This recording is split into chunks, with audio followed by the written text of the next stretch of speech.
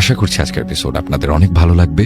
বেশি কথা না বলে সবার আগে চলে যাব আজকের প্রথম ঘটনায়। আসসালামু আলাইকুম লিসনার্স, আমি ডক্টর আলিফ। আশা করছি আপনারা সবাই ভালো আছেন, সুস্থ আছেন।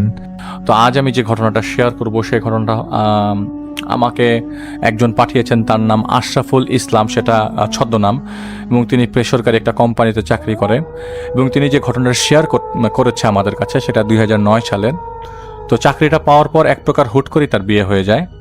তো যা ছিল কোরবানি ঈদের মাসখানেক আগে। তো দেখতে দেখতে ঈদের দিন ঘনিয়ে আসে। তো তার অফিসে ঈদের ছুটি শুরু হয়ে গেছিলো ঈদের 2 দিন আগে থেকেই। তাই সেবার আর গ্রামের বাড়িতে ঈদ করা হয় নাই।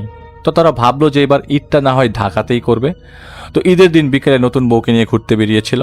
তো খালি ঢাকাতে ঘুরতে তাদের ভালো লাগছিল। একটা পর্যায়ে ঘোরাফেরা শেষ করে যখন সন্ধ্যা 7টা বাজে তখন তারা বাসার দিকে ঢোকে। এবং তিনি আমাকে বলেছেন তাদের ফ্ল্যাটের কিছুটা সামনে ছিল একটা পীরের মাজার। মাজারের কাছাকাছি সময় আসার সময় মানে রাস্তার মোড়ে তিনি দেখলো একটা লোক দাঁড়িয়ে আছে। তিনি দেখলো কেন জানি দূর থেকে তাকে পরিচিত লাগতে লাগলো। তো রিক্সা থেকে নেমে কাছাকাছি যেয়ে তিনি বুঝতে পারেন তিনি ছিলেন তাদের গ্রামের খলিল চাচা। কিন্তু আজকের দিনে তিনি এখানে কেন, তিনি ভেবে গেলেন আর কি আসলে কাহিনী কি। ঈদের সময় উনি তো গ্রামের মানুষ। তো উনি বললেন কাহিনী কি চাচা এখানে হঠাৎ করে? তো উনি বললেন যে ডাক্তার দেখাতে এসেছিল, কিন্তু ফেরার টিকিট আর পায় নাই, সেজন্য ঢাকাতেই থেকে গেছে। তো কোনোভাবে কোনোভাবে তার বাসার ঠিকানা তিনি জোগাড় করেছেন, তাই তিনি এখানে এসেছেন। তো তাকে পেয়ে মোটামুটি ভাইও খুশি। তো রিক্সার ভাড়া মিটিয়ে একসাথে হেঁটে হেঁটেই তারা রওনা হয় বাসার দিকে। তো পুরো বাড়িটাই ছিল তারা কজন মাত্র, কারণ ওই গ্রামের বাড়িতে সবাই চলে গেছে ঈদ উপলক্ষে। তো রাতের খাওয়া দাওয়া শেষ করে তারা সবাই তারা ছাদে যায়। তো যেহেতু ছাদে আর ওনার যে চাচা এসছে তিনি খুব বেশ বন্ধু সুলভ ছিল। তো তার বউ তার কাছে গল্প শোনার বায়না ধরে, কারণ চাচাও অমত করে না। মানে ওই ভাই কথাবার্তার সময় পরিচয় করা দেওয়ার সময় বলেছিল যে এই চাচা কিন্তু অনেক মজার মজার গল্প জানে। তো চা রেডি করে ছাদের মধ্যে যায় সবাই মিলে। তো চায়ের কাপে চুমুক দিতে দিতে জমে ওঠে গল্প। তো গল্পটা এমন ছিল যে তার চাচা তখন সবেমাত্র চাকরি সূত্রে ঢাকা এসেছে। তো একটা মেসে কোনো রকমে থাকতো, আর যখনই ছুটি পেত তখনই গ্রামের বাড়ি যেত। বাড়ির জন্য সবসময় তার মন খারাপ থাকতো। তো সেবার কোনো কারণে 4 দিনের ছুটি পেয়ে তিনি চলে যান গ্রামের বাড়িতে। তো গ্রামে পৌঁছাবার পর পথের মধ্যে তার সাথে দেখা হয় আরেক চাচার। ওই কথায় কথায় জানতে পারে ওই চাচার মেয়ের বিয়ের কথাবার্তা চলছিল। তো ছেলেপক্ষ গত সপ্তাহে মেয়েকে দেখে গেছে, কিন্তু বিপত্তিটা বাধে তারপরই। গভীর রাতে তার মেয়ে ঘর থেকে পালিয়ে যায়। তো ফজরের আজানের পর গ্রামের শ্মশানের ঝোপঝাড়ের পাশে অচেতন অবস্থায় মেয়েটাকে পাওয়া যায়। এবং প্রায় সময় এরকম ঘটনা ঘটে। পাহারা বসেও কখনো লাভ হয় নাই। এটা কিন্তু চাচার ঘটনা, চাচা বলছেন। বরং যারা পাহারায় থাকে তাদের অনেকেই নাকি অনেক উল্টাপাল্টা জিনিস দেখেছেন, তাই আর কেউ পাহারা থাকতেও রাজি হয় না। তো খলিল চাচা ওই লোককে আশ্বাস দেন যে আজ রাতে তিনি তার মেয়ের ঘর পাহারা দেবেন। তো যেই কথা সেই কাজ। এশার নামাজ পড়ে তিনি ওই বাড়ির কাছে চলে যান এবং তিনি দেখেন যে ওই বাড়িতে সবাই ভেতরে। তো ওই মেয়েটা তখন ঘুমাচ্ছিল এবং মেয়েটার হাতে অনেক তাবিজ কবজ ছিল। তো 10টা থেকে তিনি মেয়েটার ঘরের সামনেই, মেয়েটার বাড়ির সামনে আর কি পাহারা দিতে থাকেন। তার কাছে ছিল একটা বড় টর্চ লাইট, এক ফ্লাস্ক চা আর একটা লাঠি। তো উনি পুরা রাত জেগে পাহারা দেন, কিন্তু আশ্চর্যজনকভাবে সেই রাতে কিছুই ঘটে না। কিন্তু চাচার অনুরোধে পরের দিন রাতে তিনি আবারও যান পাহারা দিতে। মানে এই যে খলিল চাচা তিনি আবারও পাহারা দিতে যান। কিন্তু সেদিন কেন জানি তার বেশ ঘুম আসছিল, যদিও তিনি ঘুমান না এবং সব কিছু স্বাভাবিক ছিল। রাত 3টা নাগাদ দরজার কড়া নাড়ার শব্দ শুনতে পায় চাচা। প্রথমে তিনি ভুল বুঝেন নাকি আসলে কাহিনী কি, তাই তিনি আর পাত্তা দেন না। পরে আরও 3-4 বার সেই ধূপ ধূপ শব্দ শুনে তিনি খানিকটা সজাগ হয়। তো কাচারি ঘর থেকে ওই মেয়ের ঘরটা ছিল প্রায় 20 মিটার দূরে। কাচারি ঘর মানে যেখানে বৈঠকখানা টাইপের আর কি। তো চাচা দেখলো যে মেয়েটা ঘর থেকে বের হচ্ছে, বেরিয়ে হাওয়ায় ভাসতে ভাসতে বাড়ির বাইরে চলে যায়। চাচা চুপে চুপে তার পেছনে যেতে থাকে যে মেয়েটা আসলে দেখার জন্য যে মেয়েটা আসলে কোথায় যায়। দেখলো মেয়েটা নদীর পাড়ে বেয়ে শ্মশান ঘাটের দিকে যেতে থাকলো। শ্মশানের সামনের দিকে যেতেই হুদা হয়ে গেল মেয়েটা। চাচা দৌড়ে শ্মশানের কাছে গেলেন, দেখলেন মেয়েটাকে কোথাও পেলেন না। এমন সময় তিনি বুঝতে পারলেন তার পেছনে কেউ দাঁড়িয়ে আছে। পেছনে ফিরিয়ে দেখলেন সেই মেয়ে দাঁড়িয়ে, তার গলায় তার গায়ে কালো রঙের অনেক উল্কির মতো দেখা যাচ্ছে আর চোখ রক্তের মতো লাল। তিনি দেখেন আর বেশ কয়েকটা অবয়ব তাকে ঘিরে রেখেছে। তখনও তিনি ওখান থেকে দৌড়ে পালানোর চেষ্টা করেন, কিন্তু তাদের একজন তার হাত ধরে ফেলে। তো চাচা তখন প্রাণপণ চেষ্টা করে ছাড়া পান না। এমন সময় তিনি টের পান যে অনেক ইঞ্জেকশনের মতো তার শরীরে কি জানি ঢুকে গেল। তিনি প্রচণ্ড যন্ত্রণায় ছটফট করতে লাগলেন। এমন সময় একটা ফ্যাঁস ফেঁসে গলায় কেউ বলে ওঠে, নীল চাঁদের বলি প্রস্তুত। তো চাচা তাকিয়ে দেখে সারা আকাশ নাকি কালো মেঘে ছেয়ে গেছে, আর চাঁদটা যে ছিল চাঁদটা নীল আকার ধারণ করেছে, আর চাঁদটা কেমন জানি বিশাল আকার নিয়েছে। তারপর তার ঘাড়ের কাছে প্রচণ্ড ব্যথা অনুভব হয় এবং তিনি জ্ঞান হারিয়ে ফেলে। তো চাচা সকালে নিজেকে তার নিজের বাড়িতে আবিষ্কার করে। তার প্রচণ্ড শরীরে জ্বর ছিল, মাথায় পানি ঢালছিল সবাই মিলে। পরে জানতে পারে তাকে নদীর পাড়ে অচেতন অবস্থায় পাওয়া যায়। তার সারা গায়ে ক্ষতের আঁচড়ের দাগগুলো স্পষ্ট বোঝা যাচ্ছিল। তিনি এক হুজুরের শরণাপন্ন হয় এবং আস্তে আস্তে ধীরে ধীরে তিনি সুস্থ হয়ে ওঠে। আর ওই মেয়েটাকে আর কোনোদিনও ওখানে পাওয়া যায় নাই। চাচা তার গল্প এখানেই শেষ করে ফেলে। পরে তো ভাই জিজ্ঞেস করে যে আসলে কাহিনী কি, ব্যাখ্যা কি? তো উনি বলে যে গ্রিক দেবী ওইখানে নাকি একিলিসের এক উপাসক নীল চাঁদের উপাসনা করত। তো গ্রিক পুরাণদের মতে অসুরপন্থীরাও এক পর্যায়ে নীল চাঁদের উপাসনায় লিপ্ত হয়। তো এই নীল চাঁদ নাকি 75 বছরে একবার আসে, আর এই দিনে তাদের দেবতার উদ্দেশ্য নাকি তারা নরবলি দিত। আর তাদের এই ধারণা থেকেই অমরত্ব লাভ করে এবং সভ্যতার শুরুতে এই ধর্মাবলম্বীর আচার পালনে অন্যান্য ধর্মের লোকেরা বাধা দেয়। তো অনেকে নীল চাঁদের উপাসনায় মৃত্যুদণ্ড দেওয়া হয়, যেমন এটা খুব গুটি কয়েক জায়গার ঘটনা আর কি। তবু ধারণা হয় যে বর্তমান সময়ে অনেকে এই রীতি পালনে অভ্যস্ত বা অনেকে গোপনভাবে এই রীতি পালন করে। তো তার বউ এসব শোনার পর ভয় পেয়ে যায়। তো ছাদ থেকে ওই ভাইয়ের বউ ছাদ থেকে তিনি নেমে যাওয়ার জন্য প্রস্তুতি নেয় এবং ভাইকেও বলছিল যে চলো আমরা নিচে নেমে যাই। তো ওই চাচাকেও নিয়ে আসে। তো চাচা বলে তোমরা যাও, আমি আসছি। তো তার ভাই তার বউ সহ রুমে চলে যায়। তো ভাইয়ের আবার খুব স্মোক করার অভ্যাস ছিল, যে ভাইটা আমাদেরকে ঘটনা শেয়ার করেছেন, আশরাফুল ভাই। তো তার এইসব সিগারেটের প্যাকেটে নিয়ে তিনি আবারও ছাদে যায়। আর চাচা তখনও ওইখানে ছাদে ছিল, আর ছাদটা ছিল 6 তলায়, আর ছাদের দরজা ছিল খোলা। তিনি দরজার সামনে যেতে দেখলে যে তার সারা শরীর কেঁপে কেঁপে উঠছে আর কি ভাইয়ের।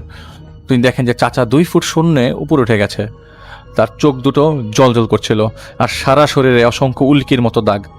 তার দৃষ্টি ছিল উপরের দিকে, আর তিনি একটা বিদঘুটে স্বরে বলতে থাকলো, সেই নীল চাঁদ, আজকেই আমার প্রথম বলি দেব নীল চাঁদের উদ্দেশ্যে। এরপর বিড়বিড় করে কিছু বলতে লাগলো, কিন্তু ভাই কিছু বুঝতে পারলো না। তিনি তারপর হঠাৎ করে তার নিজের জ্ঞান ফিরল, তিনি ধাতস্থ করলেন। তিনি দ্রুত রুমে যেয়ে তার বউকে বললেন। সে বলল যে আমি যখন ওই চাচার গল্প শুনছিলাম, তার চোখগুলো লাল লাল করে আমি ভয় পেয়ে গেছি। ভাই আমি গল্প গল্প তো শুনছিলাম, কিন্তু তার চোখ দেখে বেশি ভয় পেয়েছি। তাই আমি আর এক মুহূর্ত দেরি করি না, আমি নিচে নেমে যাই। তো তারা ভয় পেয়ে কি করে, ওই চাচার এই অবস্থা দেখে তারা সাথে সাথে ওই গ্রামের বাড়িতেই যাবে। আগের থেকেই ব্যাগ গোছানো ছিল। তারা ব্যাগ ওই কাপড়টা নিয়ে তারা দ্রুতই তাদের শরীরটা বন্ধ করে বাসার থেকে বেরিয়ে পড়ে। তো সেই রাতে তারা এক বন্ধুর বাসায় যেয়ে ওঠে এবং দারোয়ানকে বলে দিয়ে এসেছিল যে সকালের আগে যেন বাসার তালা না খোলা হয়, এবং তারা পরদিন বিকেলে গ্রামের বাড়ি চলে যায়। তো গ্রামের বাড়িতে 10 দিন থাকার পর তারা ঢাকায় ফিরে আসে, কিন্তু ওই বাড়িতে আর ঢাকার ওই বাড়িতে তারা যায় নাই। তো নতুন বাসা ম্যানেজ না হওয়া পর্যন্ত তার বউসহ তারা এক আত্মীয়ের বাড়িতে কিছু সপ্তাহ 2-1 ছিল। এবং তার গ্রামের বাড়িতে যখন তারা গিয়েছিল, টুইস্টটা এখানে, এই মাঝখানে যখন তারা পালিয়ে গ্রামের বাড়ি চলে গিয়েছিল লাস্ট মোমেন্টে, তখন তারা বলেছিল তার মাকে জিজ্ঞেস করেছিল যে তার ঈদের ছুটিতে যখন বাসায় ব্যাক করে ঈদের দিন, তারা ওই খলিল চাচাকে দেখে বা তার বাসার নিচে। তখন এই ঘটনা ঘটে। তখন তার মা খুব আতকে ওঠে, বলে কি বলস তুই কি পাগল হয়ে গেছিস নাকি? তোর খলিল চাচা তো গত বছর মারা গেছে। উনি খুব খুব বাজে কালু জাদু করতেন, শেষবেলা জিনের হাতেই মারা গেছে। তারপর এক হুজুরের শরণাপন্ন হয় এই ভাই। উনি খুব অবাক হয়ে যায় এবং ওই দিন তার মাথার কাজ করতে থাকে না। তিনি পরে এক হুজুরের কাছে যান। হুজুর বলে যে ব্যাপারটা একটা খারাপ জিন দ্বারা ঘটিত। তো তার বউকে আর তিনি বউকে কিছু আমল দেন, তাকে আর কিন্তু বউকে কিছু আমল দেয়। এরপর থেকে ওই বাসাতে তো তারা ব্যাক করে নেই। পরে মালসাফানা নিয়ে অন্য জায়গায়, তাদের মালপত্র নিয়ে অন্য জায়গায় তারা শিফট করে এবং ভালো আছে। এরপর থেকে এরকম কোনো ঘটনা তাদের সাথে ঘটে নাই। কিন্তু এরকম বদজিন তাদের অ্যাটাক করে বসবে, এটা তারা আগে কখনো চিন্তা করে নাই। তো এটা ছিল ঘটনা। আমাদের যে রেমিটেন্স যোদ্ধা ভাই এই ঘটনাটি পাঠিয়েছেন, তার নাম অমিম। ওনার দেশের বাড়ি সাতক্ষীরার কালীগঞ্জ উপজেলায়।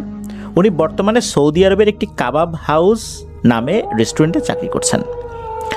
ঘটনাটি ঘটেছিল ওনার নানার সাথে 2004 সালে। ওনার নানার মুখ থেকে ঘটনাটি শুনেছিলেন। ওনার নানার নাম রুহুল আমিন, পেশায় একজন কৃষক। দিনটি ছিল শুক্রবার। রতনপুর নামে এক জায়গায় কয়েকটা গ্রাম মিলে বিকালে হাট বসত। ওখানে বিভিন্ন ধরনের জিনিসপত্র পাওয়া যেত। তো ওই দিন ওনার নানির কাছ থেকে বাজারের ব্যাগ নিয়ে, প্রয়োজনীয় টাকা এবং 2 ব্যাটারি একটা টর্চ লাইট নিয়ে বেরিয়ে পড়েন বাজারের উদ্দেশ্যে। বাজার শেষে মাছ কিনতে গিয়ে নানার চোখ আটকে যায় বড় 4 থেকে 5 কেজি ওজনের একটা রুই মাছের দিকে। দামাদামি করে মাছটি কিনে আসার পথে দেখা হয়ে যায় নানার এক বন্ধুর সাথে। তারপর চা খেতে খেতে আড্ডা দিতে দিতে বেজে যায় রাত 10টার মতো। তখনকার সময় এশার নামাজ পড়েই খাওয়া দাওয়া করে ওই গ্রামের ওই দিকে যারা বসবাস করতেন তারা ঘুমিয়ে পড়তেন। নানাদের বাড়ি থেকে বাজার 3 কিলোমিটার মতো দূরে। তখনও ওই এলাকায় বিদ্যুৎ পৌঁছায়নি। এক হাতে বাজারের ব্যাগ আর এক হাতে টর্চ লাইট নিয়ে টর্চের আলো ফেলতে ফেলতে উনি রওনা দিয়েছেন। তো উনি যেই হাতে টর্চ লাইট রেখেছেন ওই হাতেই আবার 2 আঙ্গুলের ভিতরে বিড়ি ধরিয়ে রেখেছেন। ওনার আবার বিড়ি খাওয়ার বদভ্যাস ছিল। তো বাড়ির পথে যেতে পরে একটা বিশাল একতলা পরিত্যক্ত বাড়ি, মস্ত বড় একটা আম গাছ, অপর পাশে পুকুর। লোকমুখে ওই জায়গাটা নিয়ে অনেক কথাই শোনা যেত। তো নানু যখন ওই আম গাছের নিচে এসেছেন, গাছের উপর থেকে নারী পুরুষ মিশ্রিত গলায় কেউ বলে ওঠে, হ্যাঁ রে রুহুল আমিন, মাছটা দিয়ে যা। নানা ছিলেন বেজায় সাহসী একজন মানুষ। ওই কথায় পাত্তা না দিয়ে উনি কোনো কথাবার্তা ছাড়াই এবং কোনো সমস্যা ছাড়াই বাড়িতে চলে আসেন। নানা চিন্তা করেছেন যে বাহ, কি মজার আবদার, টাকা দিয়ে মাছ কিনলাম আর গাছের উপর থেকে এই মেছো পেতনিগুলো বলে যে মাছ দিয়ে যা। গ্রামের মানুষজন কিন্তু এই যে মাছ নিয়ে আসার সময় এই মেছোগুলো যে মাছ চায়, এইগুলো সম্পর্কে ওনারা খুব ভালো মতোই অবগত। তাই এগুলোতে পাত্তা দেওয়া যাবে না। আর একবার যদি দেয়া হয় তাহলে নাকি বারবার আসে, বারবার বিরক্ত করে। এই জন্য নানা চলে আসেন। প্রতিমধ্যে আর কোনো সমস্যা হয় নাই। কেটে যায় 1 সপ্তাহ। 1 সপ্তাহ পর একদিন, ওই দিন সন্ধ্যা হতে না হতেই আকাশ একদম কালো হয়ে আসে, মেঘে ছেয়ে যায়, হালকা হালকা বৃষ্টি হতে থাকে। নানা মাঠ থেকে এসে দেখে যে মামার গায়ে অনেক জ্বর। নানি মামার মাথায় পানি দিচ্ছে। নানি সন্ধ্যার আগে গরুগুলো মাঠ থেকে আনতে যেতে পারে। তো মাঠে যেই গরুগুলো বাঁধা থাকতো, নানি সন্ধ্যার আগেই সেগুলো মাঠ থেকে নিয়ে আসতেন। যেহেতু উনি আনতে পারেন নাই, তাই নানা বেরিয়ে পড়েন মাঠ থেকে গরুগুলো আনতে। মাঠে গিয়ে নানা একে একে গরুগুলোর যে দড়ি সেগুলো উনি আলগা করে দিচ্ছেন। অর্থাৎ গরুগুলো কিন্তু একটা খুঁটা বলে, এই জিনিসগুলো দিয়ে মাটির মধ্যে পুঁতে দেয়া থাকে। তো ওইগুলো যখন উঠিয়ে দেওয়া হয়, গরুগুলো কি করে একাই বাড়ির দিকে রওনা দিয়ে চলে আসে। তো নানা খেয়াল করেন যে ওনার যে কয়েকটা গরু ছিল এর মধ্যে একটা গরু কম। নানা গরুটাকে আশেপাশে খুঁজতে থাকেন, হয়তো বা কোনো কারণে অনেক নড়াচড়া করেছে, ওই খুঁটাটা নড়বড়ে হয়ে গেছে, মাটি থেকে উঠে গেছে, আশেপাশে হয়তো বা চলে গেছে। তো উনি গরুটাকে তো খুঁজছেন। তো নানা আফসা আফসা দেখতে পান গরুটি মাঠের শেষে একটি ধান খেতে ফসল খাচ্ছে।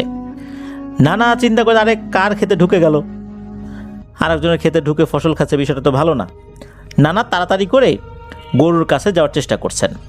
তো গরুটার কাছে যেতেই গরুটা পাশে থাকা বাঁশবাগানের ভিতর ঢুকে যায়।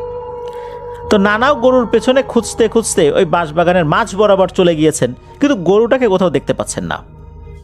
ওই সময় হঠাৎ পেছন থেকে সেই নারী পুরুষ মিশ্রিত কণ্ঠে বলে ওঠে, হ্যাঁ রে রুহুল আমিন, সেদিন তো তোর কাছে মাছ চেয়েছিলাম, তুই দিস নাই। আজকে তোর গরুকে দিয়ে ফাঁদ পেতে তোকে এখানে নিয়ে আসছি। এখন তো আমি সেই প্রতিশোধটা নেব রে, তুই আমাকে অপমান করছিলি সেই দিন। এই কথা শোনার পর নানা পেছন দিকে তাকিয়ে দেখেন বিভৎস এক চেহারার অবয়ব। চোখের যেই জায়গাটা, অর্থাৎ চোখের যে অংশটা, সেখানে কিছুই নাই। ওই জায়গাটা সাদা, আর অবয়বটার কোনো নাকও নাই। জিহ্বাটা এত বড় যে বুক বরাবর ঝুলে আছে, আর জিহ্বাটা সাপের মতো লকলক করছে, নড়াচড়া করছে। সাপ যদি নিচের দিকে ঝুলিয়ে দেয়া যায়, লেজ ধরে থাকা যায়, সাপ যেভাবে মাথা শরীর বিভিন্নভাবে আঁকাবাঁকা করে নাড়ানোর চেষ্টা করে, ওই রকম তার জিভটা লক লক করছে, নড়াচড়া করছে। আর এই অবয়বটার শরীরে মাছের গায়ে যেরকম আঁশটে থাকে, আঁশ থাকে, এরকম মনে হচ্ছে আঁশ রয়েছে। এই দৃশ্য দেখে ভয়ে নানার সারা শরীর বরফের মতো জমে গিয়েছে, এমন একটা অবস্থা হয়। নানা তখন একটু ভীত কণ্ঠেই বলে ওঠে, এই তুই কে, আর আমার কেনা মাছ আমি তোকে কেন দেব? এই বলে উনি উল্টো দিকে ঘুরিয়ে মানে দিক বিদিক জ্ঞান শূন্য হয়ে দৌড়াতে শুরু করেছেন। বাঁশঝাড়টা বেশি বড় ছিল না, একদম ছোট একটা বাঁশঝাড় ছিল, হালকা পাতলা বাঁশটাস ছিল আর কি।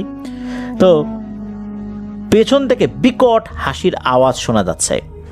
তো দৌড়াতে দৌড়াতে নানা কিছু একটার সাথে হোঁচট খেয়ে পড়ে যান। এরপরে ওনার কিছু মনে নাই। ওনার যখন জ্ঞান ফিরেছে তখন উনি দেখেন যে দিনের বেলা, উনি কিন্তু গিয়েছিলেন সন্ধ্যার দিকে, দিনের বেলা অর্থাৎ পরের দিন ওনার জ্ঞান ফিরেছে, আর উনি নিজের বাড়িতে শুয়ে আছেন। উনি নানিকে জিজ্ঞেস করেন যে হয়েছিলটা কি। তখন নানি বলেন যে এই গরুগুলো আনতে যাওয়ার পর ওনার আসতে দেরি হচ্ছিল দেখে উনি লোকজন নিয়ে বের হয়েছেন, আর আশেপাশে খোঁজাখুঁজি করতে করতে করতে করতে তখন ওই বাঁশবাগানের দিকে, মানে ধান ক্ষেতের যেই পাশে বাঁশবাগান রয়েছে ওই দিকে নাকি ওনার একটা গোংরানের আওয়াজ শুনেছিলেন। ওই দিকে যাওয়ার পরই মূলত নানাকে অজ্ঞান অবস্থায় পড়ে থাকতে দেখেন। এরপর তো ধরাধরি করে তাকে বাড়িতে নিয়ে আসা হয়। তখন নানি জিজ্ঞেস করেন যে কী হয়েছিল, ওই দিকে উনি কেন গিয়েছিলেন। তখন উনিও সব ঘটনা খুলে বলেন। মসজিদ থেকে একজন হুজুরকে নিয়ে আসা হয়। সেই হুজুর ওনারই ভাই ছিলেন, মানে নানারই ছোট ভাই ছিলেন। তো হুজুর রুকিয়া করে দেন।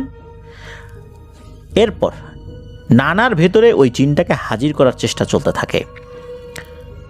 জিনটাকে হাজিরও করা সম্ভব হয়। এরপর যখন জিজ্ঞেস করা হয় কে তুই, তুই কোথায় থাকিস, তখন নাকি বলে আমার নাম ইমরুত, আমি রাস্তার পাশে পরিত্যক্ত বাড়ির সামনের ওই আম গাছটাতে থাকি। আমি সপ্তাহখানেক আগে ওর কাছে মাছ চেয়েছিলাম, ও দেয় নাই। সেই দিন ওর হাতে আগুন ছিল, ওই সময় কিছু করতে পারিনি। মাছ চাওয়ার পর না দেওয়ার কারণে ওর উপর আমার খুব রাগ ছিল। এই জন্য ওর গরুকে দিয়ে ফাঁদ পেতে ওকে আজকে ধান খেতে মেরে পুঁতে রাখতে চেয়েছিলাম, কিন্তু ওর বাড়ির লোকজন চলে আসার কারণে সেটা আর সম্ভব হয় নাই। তখন হুজুর বলে, ওর টাকায় কেনা মাছ তুই খেতে কেন চাবি, পারলে ধরে খাগে যা, আর এক্ষুনি চলে যাবি। ওই ইমরুত নামক জিনটা তো যেতে চায় না, সে বলে যে ওকে মেরে তারপর যাব।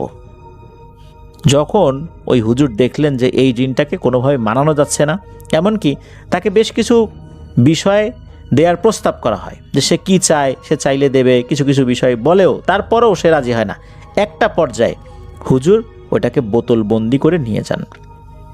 নানাকে তেল পড়া, পানি পড়া এই জিনিসগুলো দিয়ে যান, কিছু আমল করতে বলেন। তো এভাবেই ঘটনাটার সমাপ্তি ঘটে। তো ঘটনা 2011 সালে চট্টগ্রামে তার খালাতো বোনের শ্বশুর বাড়িতে ঘটে যাওয়া একটা ঘটনা। সঙ্গত কারণে তিনি এক্স্যাক্ট লোকেশনটি আমাদের শেয়ার করেননি। তো ওই আপু, মানে এই আপুর দুলাভাই সেবার ঈদের দিন বেড়াতে এসেছিলেন ভাইদের বাসায়। তো বিকালে চা নাস্তার পর সবাই আড্ডা দিচ্ছিল। হঠাৎ করে কখন যে সন্ধ্যা হয়ে গেছে কেউ খেয়াল করে নাই, তখনও মাগরিবের আজান দেয় নাই। তখন হঠাৎ আপুর মোবাইলে ফোন আসে। তারা দেখে যে আপুর মোবাইলে ফোন আসার পর আপুর বড় মেয়ে, মানে ওই আপুর ভাগ্নি, তো উনি বলেছেন যে ওনার ভাগনা ভাগ্নি আছেন 4 জন এবং সবাই বাসাতেই ছিল, কারণ ওদের আরেকটা জায়গায় যাওয়ার কথা ছিল, তাই তারা ওই ইরফান ভাইদের বাসায় আসেনি। তো কল রিসিভ করার পর কিছুক্ষণ কথা বলার পর হঠাৎ করে দেখলো আপু হাওমা করে কান্না শুরু করে দিয়েছে। তো তারা সবাই ভয় পেয়ে গেল, ভাবলো যে বিপদ হলো না তো কোনো। জিজ্ঞেস করার পর আপু বলে যে একটু আগে নাকি আপুর শ্বশুর বাড়িতে ভূমিকম্প হয়েছে, সবাই বাইরে উঠানে দাঁড়িয়ে আছে, শুধু আপুর শ্বশুর শাশুড়ি ছাড়া। উনি দুর্বল ছিল এবং হাঁটাচলা করতে পারতো না দেখে তিনি বাইরে দাঁড়িয়ে আছে, তিনি দোতলায় থাকতেন। এর বেশি কিছু আর জানা গেল না।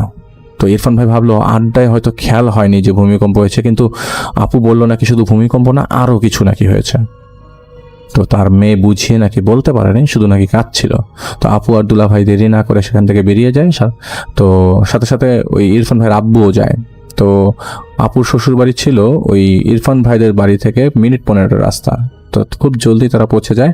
ওখানে পৌঁছানোর পর দেখা গেল সবাই তখনও বাড়ির বাইরে দাঁড়িয়ে, শুধুমাত্র ওই ইরফান ভাইয়ের ভাগ্নি দৌড়ে এসে তার মাকে জড়িয়ে ধরে কান্নাকাটি শুরু করলো। বাকি সদস্যরা সবাই ওই আপুর হাজবেন্ড মানে দুলাভাইকে ঘটনা খুলে বলতে শুরু করে।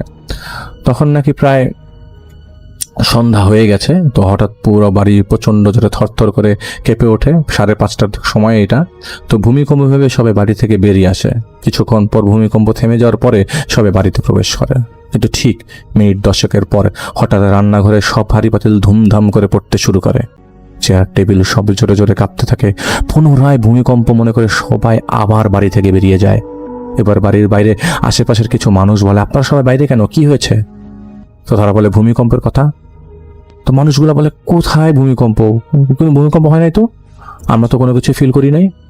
এটা শোনার পর আর কেউ ভয় বাড়িতে প্রবেশ করে নাই। আপুর দেবর শুধু জীবনের ঝুঁকি নিয়ে আপুর ওই দেবরের মা মানে আপুর শাশুড়িকে দোতলায় ছিল, তার কোনো ক্ষতি না করে সব মানে ভিতরের জন্য চলে যায় আর কি। তো সব শোনার পর আপুর দুলাভাই আপু সবাই মিলে বাড়িতে প্রবেশ করে। তো ওই ইরফান ভাইয়ের আব্বুও ছিল সাথে। পুরো বাড়ি ভেতরে তছনছ অবস্থায়। সব আস্তে আস্তে সবাই গোছাতে লাগে। সেদিনের মতো সবাই বাড়িতে ঠিকঠাক করে, আর কিছু হয় না। বিপত্তিটা ঘটে পরের দিন থেকে। পরের দিন সকালে আপুর মেয়ে মানে আপু রান্নাঘরে রান্না করছিল। তো কাজের মেয়েটা থালা বাসন পরিষ্কার করছিল। হঠাৎ কাজের মেয়েটা চিৎকার দিয়ে ওঠে। আপু ফিরে দেখে কাজের মেয়েটার গলার পাশ দিয়ে কেটে গেছে, হালকা রক্ত বের হচ্ছে এবং পাশে বটি পড়ে আছে। আপু দৌড়ে ফার্স্ট এইড বক্স নিয়ে এসে রক্ত পড়া থামায়। আর কিছুক্ষণ পর ডাক্তার এসে মেয়েটাকে ওষুধ দিয়ে যায়। এরপর কাজের মেয়েটাকে জিজ্ঞেস করা হলে সে বলে আপুর পাশ থেকে নাকি বটিটা তার পাশ দিয়ে ঘেঁষে তার গলার মধ্যে লাগে। তখন রান্নাঘরে আপু আর তার কাজের মেয়েটা ছাড়া কেউই ছিল না। এদিকে এসব হওয়ার সময় বাড়ির পেছনের দিকটায় জাহিদ মানে ইরফান ভাইয়ের, আসলে সব ঘটনা জাহিদ ভাইয়ের রিলেটেডটাই চলে আসে। জাহিদ ভাইয়ের কথা, ইরফান ভাইয়ের ভাগ্নে নাকি খেলাধুলা করছিল। তখন হঠাৎ তার আর্তচিৎকারে বাড়ির সবাই দৌড়ে ছুটে যায়। দেখে ইরফান ভাইয়ের ভাগ্নে বেহুশ হয়ে পড়ে আছে। পরে জ্ঞান ফিরলে ভাগ্নে জানায় জুব্বা আল খেল্লা পরিহিত একজন অনেক লম্বা লোক নাকি তার গলা ধরে শ্বাসরোধ করতে চেয়েছিল। লোকটার চেহারা স্পষ্ট ছিল, আর লোকটা নাকি হঠাৎ পেছন থেকে এসে এভাবে চাপ দিয়ে ধরে। এরপর দেরি না করে বাসাতে হুজুর ডাকা হয়। বলে রাখা ভালো যে আপুর শ্বশুর অনেক বড় আলেম ছিল। উনি মারা যাওয়ার পর আপুদের শ্বশুর বাড়িতে টুকটাক অশরীরী অনেক কিছু অনুভব করা যেত, কিন্তু এমন ভয়াবহ প্রাণঘাতী কখনোই কিছু হয় নাই। তো হুজুর আসার পর পুরো বাড়ি ঘুরে দেখে বলে, বাড়িটার মধ্যে হয়তো কালো জাদু করা আছে এবং 20টা শক্তিশালী জিন চালান দেওয়া আছে। কারা দিয়েছে, কেন দিয়েছে, এ বিষয়ে বিস্তারিত তিনি বলতে পারলেন না। তবে পুরো বাড়ি বন্ধ করে দিয়ে গেলেন এবং বললেন সবাই যাতে সাবধানে থাকে, পুনরায় সমস্যা হতে পারে। এরপর দিন ভালোই যাচ্ছিল। হঠাৎ বাড়ি আবার থরথর করে কেঁপে ওঠে এবং সবার শরীরে উড়ে উড়ে আঘাত করতে লাগলো বিভিন্ন জিনিস, যেমন ঝাড়ু, প্লাস্টিকের চেয়ার, জুতা, ছুরি ইত্যাদি। এভাবে হাওয়ায় ভেসে ভেসে জিনিসগুলো উঠতে আসতে দেখে সবাই দৌড়ে পালালো বাড়ি থেকে, শুধু আপুর শাশুড়ি ছাড়া।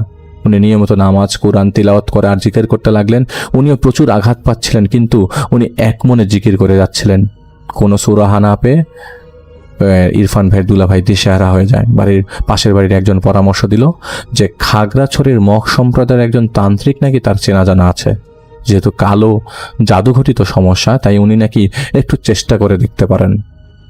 তো দুলাভাই রাজি হয়, সেই তান্ত্রিককে বাসায় নিয়ে আসে। পরের দিন বাড়িতে ঢোকার আগে নাকি সে তান্ত্রিক দাঁড়িয়ে যায়, এবার বাড়ির চারিপাশে চক পাউডার জাতীয় কিছু ছড়িয়ে দেয়। এরপর সেই তান্ত্রিক বাড়িতে ঢুকে বাড়ির মাঝখানে ডাইনিং স্পেসে বসেন এবং প্রচুর আঁকাআঁকি করতে থাকেন। ওনার ঝুলি থেকে যখনই একটা মরা মানুষের খুলি বের করছেন, অমনি পুরো বাড়িতে যেন গম গম আওয়াজ হতে লাগলো।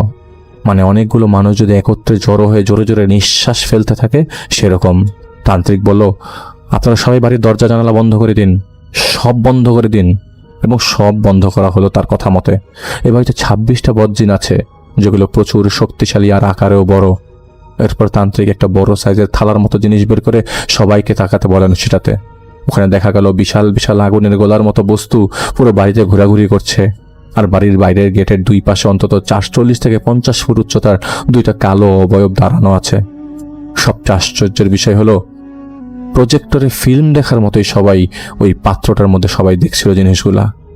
এসব দেখে আপু বেহুশ হয়ে যায়। তান্ত্রিক বলে, অমুকের সাথে আপনাদের ভূমি নিয়ে ঝামেলা থাকায় ওরা আপনাদের এখানে পুরো বাড়িকে নিঃশেষ করে দেওয়ার জন্য এই জাদু এবং কুফরি কালাম করেছে। এদের মোকাবেলা করা ওই তান্ত্রিকের সাধ্যের বাইরে। ওই তান্ত্রিক সবাইকে বাড়িতে ছেড়ে চলে যাওয়ার উপদেশ দেয়।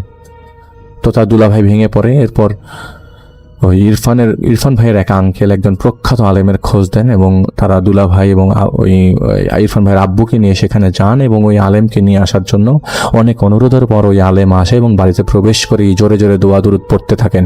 এরপর বলেন, যা কিছুই এখন হোক না কেন আপনারা কেউ ঘাবড়াবেন না, সবাই একসাথে বসে আল্লাহ তাআলাকে ডাকতে থাকুন। সেই হুজুরের পর অনেকগুলো কাচের বোতল বের করেন এবং কিছু দুয়া পরে অনেক কিছু মিশিয়ে বোতলে ঢালেন। পুরো বাড়িতে তখন গগন বিদারী আর্তচিৎকার শুরু হয়ে যায়। হুজুর কুলকুল করে ঘামতে থাকেন আর পুরো বাড়ি ধোঁয়ায় আচ্ছন্ন হয়ে যায়। সারা বাড়িতে মাংস পোড়া আর ঝাঁঝালো উটকো বিশ্রী গন্ধ ছড়িয়ে যায়। হুজুর বিড়বিড় করে দোয়া পড়তে থাকে আর বোতলগুলো ধোঁয়ায় ভর্তি হয়ে যেতে থাকে একটার পর আরেকটা। আশ্চর্যজনকভাবে বাড়ির সব ধোঁয়া বোতলগুলোতে জমা হয়ে যায় আর হুজুর সবগুলো বোতলের মুখ লাগিয়ে দেন একটি বিশেষ সবুজ রঙের কাপড় দিয়ে। এরপর হুজুর সবাইকে অজু করে আসতে বলে এবং নামাজ আদায় করতে বলে। পুরো বাড়ি তখন নিশ্চুপ আর কেমন জানি শান্তিপূর্ণ বিরাজ করতে শুরু করে দেয়। হুজুর বলেন, সবগুলো বোতলে যাতে সাগরে ফেলে দিয়ে আসা হয়, জিনগুলোকে আটকে রাখা তাহলে সম্ভব হবে আল্লাহর রহমতে। আর হুজুর পুরো বাড়িতে বিশেষ বিশেষ জায়গায় দোয়া দুরুদ পড়িয়ে যান আর বাড়ির সবাইকে নিয়মিত নামাজ কালাম আদায় করতে বলেন। এরপর থেকে আর কোনো প্রবলেম হয় না তার শ্বশুরবাড়িতে। তো এটাই ছিল ঘটনা। আমি চলে যাচ্ছি রোমানের পাঠানো ঘটনায়। রোমানের বড় ভাইয়ের নাম আরমান। তিনি বর্তমানে বিদেশে অবস্থান করছেন আর 90 দশকে তার সাথে এই ঘটনাটি ঘটেছিল। তো সেই সময় তিনি কলেজে পড়তেন, গিয়েছিলেন নানাবাড়ি বেড়াতে। তো খুব সুন্দর একটা পরিবেশ, নানাবাড়িতে সবাই মানে একসাথে আছে, অন্য মামাতো ভাই খালাতো ভাই তারা একসাথে বসে আড্ডা দিচ্ছে এবং তাদের বেশ ভালো সময় কাটছে। এবং তখন তো আসলে উঠতি বয়স, বেশ ইন্টারেস্টিংও। তো আরমান যেটা করেছিলেন, তার মামাতো ভাইদের সাথে হেঁটে চলে গিয়েছিলেন গ্রামে ঘুরতে সন্ধ্যার পরে। এবং হাঁটতে হাঁটতে তারা চলে যায় দূরে এবং তাকে বিভিন্ন জায়গা দেখায় তার মামাতো ভাইরা। তো একটা মাঠ আছে, ওই মাঠটা খুব সুন্দর, মানে স্কুলের মাঠ। এবং স্কুলের মাঠের পাশে একেবারে রাতের বেলা দেখা যাচ্ছে স্কুলের যে ঘরগুলো ওগুলো অন্ধকার হয়ে থাকে। তো চাঁদের আলো যখন পড়ে মাঝখানে, তখন ঠিক মাঝখানটায় আলো, চারিপাশে অন্ধকার, খুব সুন্দর একটা পরিবেশ নাকি লাগে।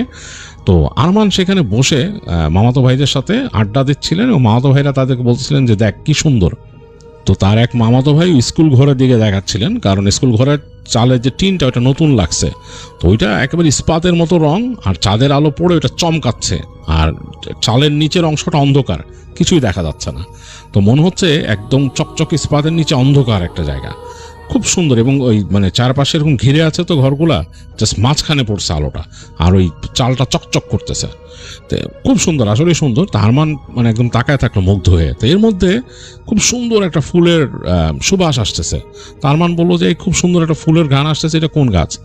তো বলতেছে, তার মামাতো ভাই একদিন বলছে দোলন চাপার ঘ্রাণ, এটা মানে এই গরমকালে হয়, সন্ধ্যার সময় খুব সুন্দর ঘ্রাণ আসে। তো আমার বলছে, হ্যাঁ আমি অনেক জায়গায় পাইছি ঢাকাতেও, মানে আমাকে একজন বলছিল এটার নাম বাটারফ্লাই লিলি। তো যাই গাছটা একটু দেখি চল।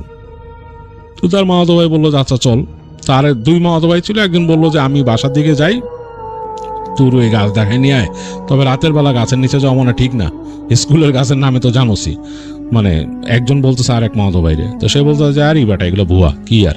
তো বলে কেন? আমার বলে কেন, কি হয়েছে? বলে না এই গাছের এনে মানুষ রাত্রে যায় না, মানুষ কয় যে এনে জিনপরি থাকে, আবার অনেক সময় সাপ হয়ে থাকে আশেপাশে এগুলা। তো আমার বলে আরে এগুলা কিচ্ছু না, চলো, যে সুন্দর বলে সে হাঁটতে হাঁটতে যায়। তো তার মামাতো ভাই তাকে নিয়ে যাচ্ছে হেঁটে হেঁটে এবং তারা কাছায় যাচ্ছে স্কুল ঘরের দিকে, মানে এই গাছটা হচ্ছে স্কুল ঘরের পিছনে।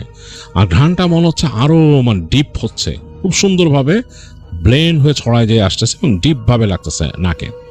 তো হাঁটতে হাঁটতে 2 জন চলে গেল একদম মানে ওই মাঝখানের ফাঁকা জায়গাটায় এবং একটা কর্নার দিয়ে বেরোতে হবে। এখন দেখা যাচ্ছে স্কুলের জানালাগুলো দেখা যাচ্ছে, দরজাটা দেখা যাচ্ছে বন্ধ দরজা। এখন না এই একটু আগে যেরকম সুন্দর লাগতেছিল সেটার থেকে কেমন যেন একটু ভীতিকর লাগতেছে জায়গাটা। মনে হচ্ছে যে এই ঘরগুলোর প্রাণ আছে, এগুলো তাদের দিকে তাকায় আছে এবং তাদেরকে অবজার্ভ করতেছে, এরকম লাগতেছে। তো মানে আরমানের এরকম ফিল হয়েছে। তো আরমান তার কাজিনকে বলতেছে এই দেখো কি কি অবস্থা, এই ঘরগুলোকে দেখে মনে হচ্ছে এগুলো জীবন্ত, এগুলো আমাদের দিকে তাকায় আছে। তো তার কাজিন বলতেছে আরে উদ্ভট কথা, কিসের কি, চলো আমরা যাই কোনা দিয়ে বেরোই। তো হেঁটে তারা ওই যে এই পাশে আর এই পাশের যে স্কুল ঘরগুলো এটা কোনা দিয়ে বের হয়ে গেল। ঘ্রাণটা বেশ ডিপ। এখন যেখানে বের হয়ে আসছে ওই জায়গাটা অনেক সুন্দর, মানে ওইখানে একটা বেশ বড় দোলন চাপা গাছ আছে এবং ওইটার নিচে অনেক ফুল পড়ে আছে, অনেক ফুল পড়ে আছে এবং চাঁদের আলো পড়ে ওই গাছের ছায়া চারিদিকে ছড়ায় গেছে, মানে গাছের পাতার ফাঁক ফোকর দিয়ে স্কাইলিক হচ্ছে, মানে অসাধারণ সুন্দর। আরমানের কাছে নাকি খুব সুন্দর লাগছে। তো সে দেখে বলে আরে কয়েকটা ফুল নেই হাতে ম্যান, বলে সে কতগুলো ফুল টোকায় নিছে, নিয়ে সে আরমান তাড়াতাড়ি হেঁটে চলে গেছে গাছটার মূল ইসের দিকে, মানে ডালের দিকে, যে সে 2 হাত দিয়ে ঝাঁকা দিছে ডালটা। তো তখন তার মা তো বলছে এই করো কি বলে সে সিরিয়াস হয়ে গেছে, সে করো কি। আনন্দ বলে আরে না, আরো কিছু ফুল পড়ুক, আরো কিছু টোকায় নেই। তো এইটা বলতে বলতেই আরমান আবার ঝাঁকি দিছে গাছে, তো আরো কিছু ফুল পড়ছে, পাতা পড়ছে। তো মানে সে মজা পেয়েছে এটা করে, এবং তার মামাতো ভাই তখন বললে একটু আপসেট হয়ে গেছে, আরে তুমি কি করতেছো আরমান, বাসায় তো এটা চিল্লাচিল্লি করবো, তোমার গাছের কাছে আনছি এটা শুনলেই, স্কুলে গাছের কাছে কেউ আসে না, এই চলো তুমি আসো। তা আরমান নাকি যখন ডালটা ছেড়ে দিচ্ছে তখন নাকি তার শরীরটা কেমন যেন একটা ইলেকট্রিক শকের মতো লাগছে এবং মনে হচ্ছে যে ঠান্ডা একটা স্রোত তার সরাসরি নেমে গেছে। আরমান মানে কেঁপে উঠছে মানে ইলেকট্রিক শকের মতো খেয়ে সে অবাক হয়ে গেছে। তো সে গাছটার দিকে তাকাইছে, হঠাৎ সে দেখলো যে গাছটার একটা ডালের মধ্যে মনে হচ্ছে যে কালো একটা সাপ কয়েল করে আছে, এরকম করে পেঁচায় আছে, এবং মনে হলো তার দিকে এরকম তাকাইছে এবং আরমান স্পষ্টভাবে দেখছে যে সাপটা মানে ফনা তুলছে, মানে হুড ওপেন করছে, ছোট্ট একটা ফনা, মানে বেশ বড় সাপ না, ছোট একটা কালো রঙের সাপ, এবং এই যে চাঁদের আলো পড়ছে ওটা চকচক করতেছে ওটার মাথাটা, সেটা তার দিকে এরকম তাকায় আছে, সে বুঝতে পারছে এবং জিভ বের করছে। তো আরমান একটু ভয় পেয়ে গেছে এবং ইলেকট্রিকের শকের মতো যা লাগছে সে চিন্তা করলো কিনা আমার কামড় টামড় দিল নাকি। তো সে পিছিয়ে আসছে আস্তে আস্তে। তো তারপরও সে আর কেয়ার করে নাই। তার মামাতো ভাই নাকি সাপটাকে দেখছে, দেখে তাকে হাত ধরে টান দিছে, বলে চলো। তার হাতের মধ্যে কতগুলা ফুল এরকম ছিল। তো আরমান একটু অবাক হয়েছে যে এইভাবে নিল কেন। তো তার মামাতো ভাই বলতেছে ফুলগুলো ফালায় দাও। সে বলছে কেন, আমি তো ফুল নিছি ওখান থেকে করার জন্য, গাছ ঝাঁকি দিলাম কেন। আরে ফালাও, এখানে খারাপই আছে, এটা ঠিক না। তার মান বলে তুমিও এটি বিশ্বাস করো ম্যান, এইসব কথাবার্তা তুমি এগুলো নিয়ে করতেছো, সাপ থাকতেই পারে একটা গাছে, এটা কোনো বিগ ডিল না। এগুলো বলতে বলতে সে তার মামাতো ভাইয়ের সাথে হেঁটে হেঁটে আসছে। তো মামাতো ভাই একটু গম্ভীর হয়ে গেছে, আর কিছু বলে নাই। তো সে বলছে আরে তোমরা একটু ভূত প্রেত নিয়ে বেশি বিশ্বাস করো। তো তার মামাতো ভাই বলে যে তুমি বিশ্বাস করো না, বলে না আমি ওরকম এতটা মাথা ঘামাই না, এখানে এগুলো নিয়ে আমার এত কনসার্ন নাই। তো মামাতো ভাই বলছে আরে ওই যে এইখানে দেখছো তুমি আমাদের এইখানে আগে পরিত্যক্ত শ্মশান ছিল, এখানে যে তোমার নিয়ে বসায় রাখি না এক রাত, তুমি বুঝবা ঘটনা কি। তো আরমান হাইসা দেয়, বলে কি আরে চলো আমি যাবো এখানে দেখি। তুমি বলতাম মামাতো ভাই বলছে না মোটেই না, ওখানে যাওয়াই যাবে না, আসো তুমি। বলে আরে চলো বলে সে হাত ছাড়ায় নিয়ে আরমানের হাত ধরে টানছে, আরমান হাত ছাড়ায় নিয়ে হাঁটা দেয় ওদিকে। তো আরমান নাকি এমনি একটু একরোখা টাইপের ছিল এবং সে দেখতে বেশ সুদর্শন ছিল, বেশ ভালো ছিল দেখতে, গায়ের রং অনেক ফসা ফসা ছিল। এই কারণে তার মানে মা এবং তার মামা নানা সবাই তাকে বেশ পছন্দ করতো, তার চেহারাটা মানে একটু ইমপ্রেসিভ ছিল, আর তাকে কেয়ার করে রাখতো আর কি। যাই হোক, সে যে হাত ছাড়ায় যেত, মামাতো ভাই তাকে তার সাথে সাথে পিছে আসে। ততক্ষণে আরমান অনেক দূর চলে আসে। আরমান নাকি দুষ্টমি করে দৌড় দেয়। তার মামাতো ভাই নাকি রাগ করে বলে আরে তুমি কি শুরু করছো আরমান, তুমি কই যাইতেছো? আরে যাইতেছি সামনে, যে তোমাদের এই শ্মশান, ওখানে গেলে নাকি মানুষ রাত্রেবেলা হয়ে যায়, কি বলো তুমি, চলো এখান থেকে ঘুরে আসি বলে সে দৌড়েছে। এখন তাকে ধরতে যায়, সে একটু করে দৌড় দেয়। তার হাতের মধ্যে কিন্তু ফুলগুলা মুট করে ধরা, মানে সে দুষ্টমি করতেছে, হাতে ওই যে মানে ফুলগুলা মুট করে ধরে রাখছে, ওই ঘ্রাণ ছুটতেছে, সেই ঘ্রাণটাই তার পছন্দ আর কি। তো সে খানিকটা দৌড়ায় গেছে, মামাতো ভাইও রাগ করে তার পিছনে দৌড়ায়, কয়েকবার ধরতে পারেনি। তার মধ্যে আরমান তুমি কিন্তু একা একা অনেক করতেছো, তুমি এখন চলে গেলে চলে যাবো, আমি যাবো না। আরমান বলে আরে না, এই যে সামনে যাবো, ওই যে দেখো ওই যে সামনে দেখা যাইতেছে না, ওই যে নদীর পাড় ওইখানে দেখা যায়, ওইখানে দাঁড়ায়, ওখান থেকে চলে আসবো আবার। বলছে আরে ওইখানেই তো শ্মশান ছিল, তুমি ওখানে কেন যাবে এখন? আরে কিচ্ছু হবে না, তোমার যাচ্ছে বুঝাইতেছে কিচ্ছু হবে না বলে আরমান বলে আসো আসো।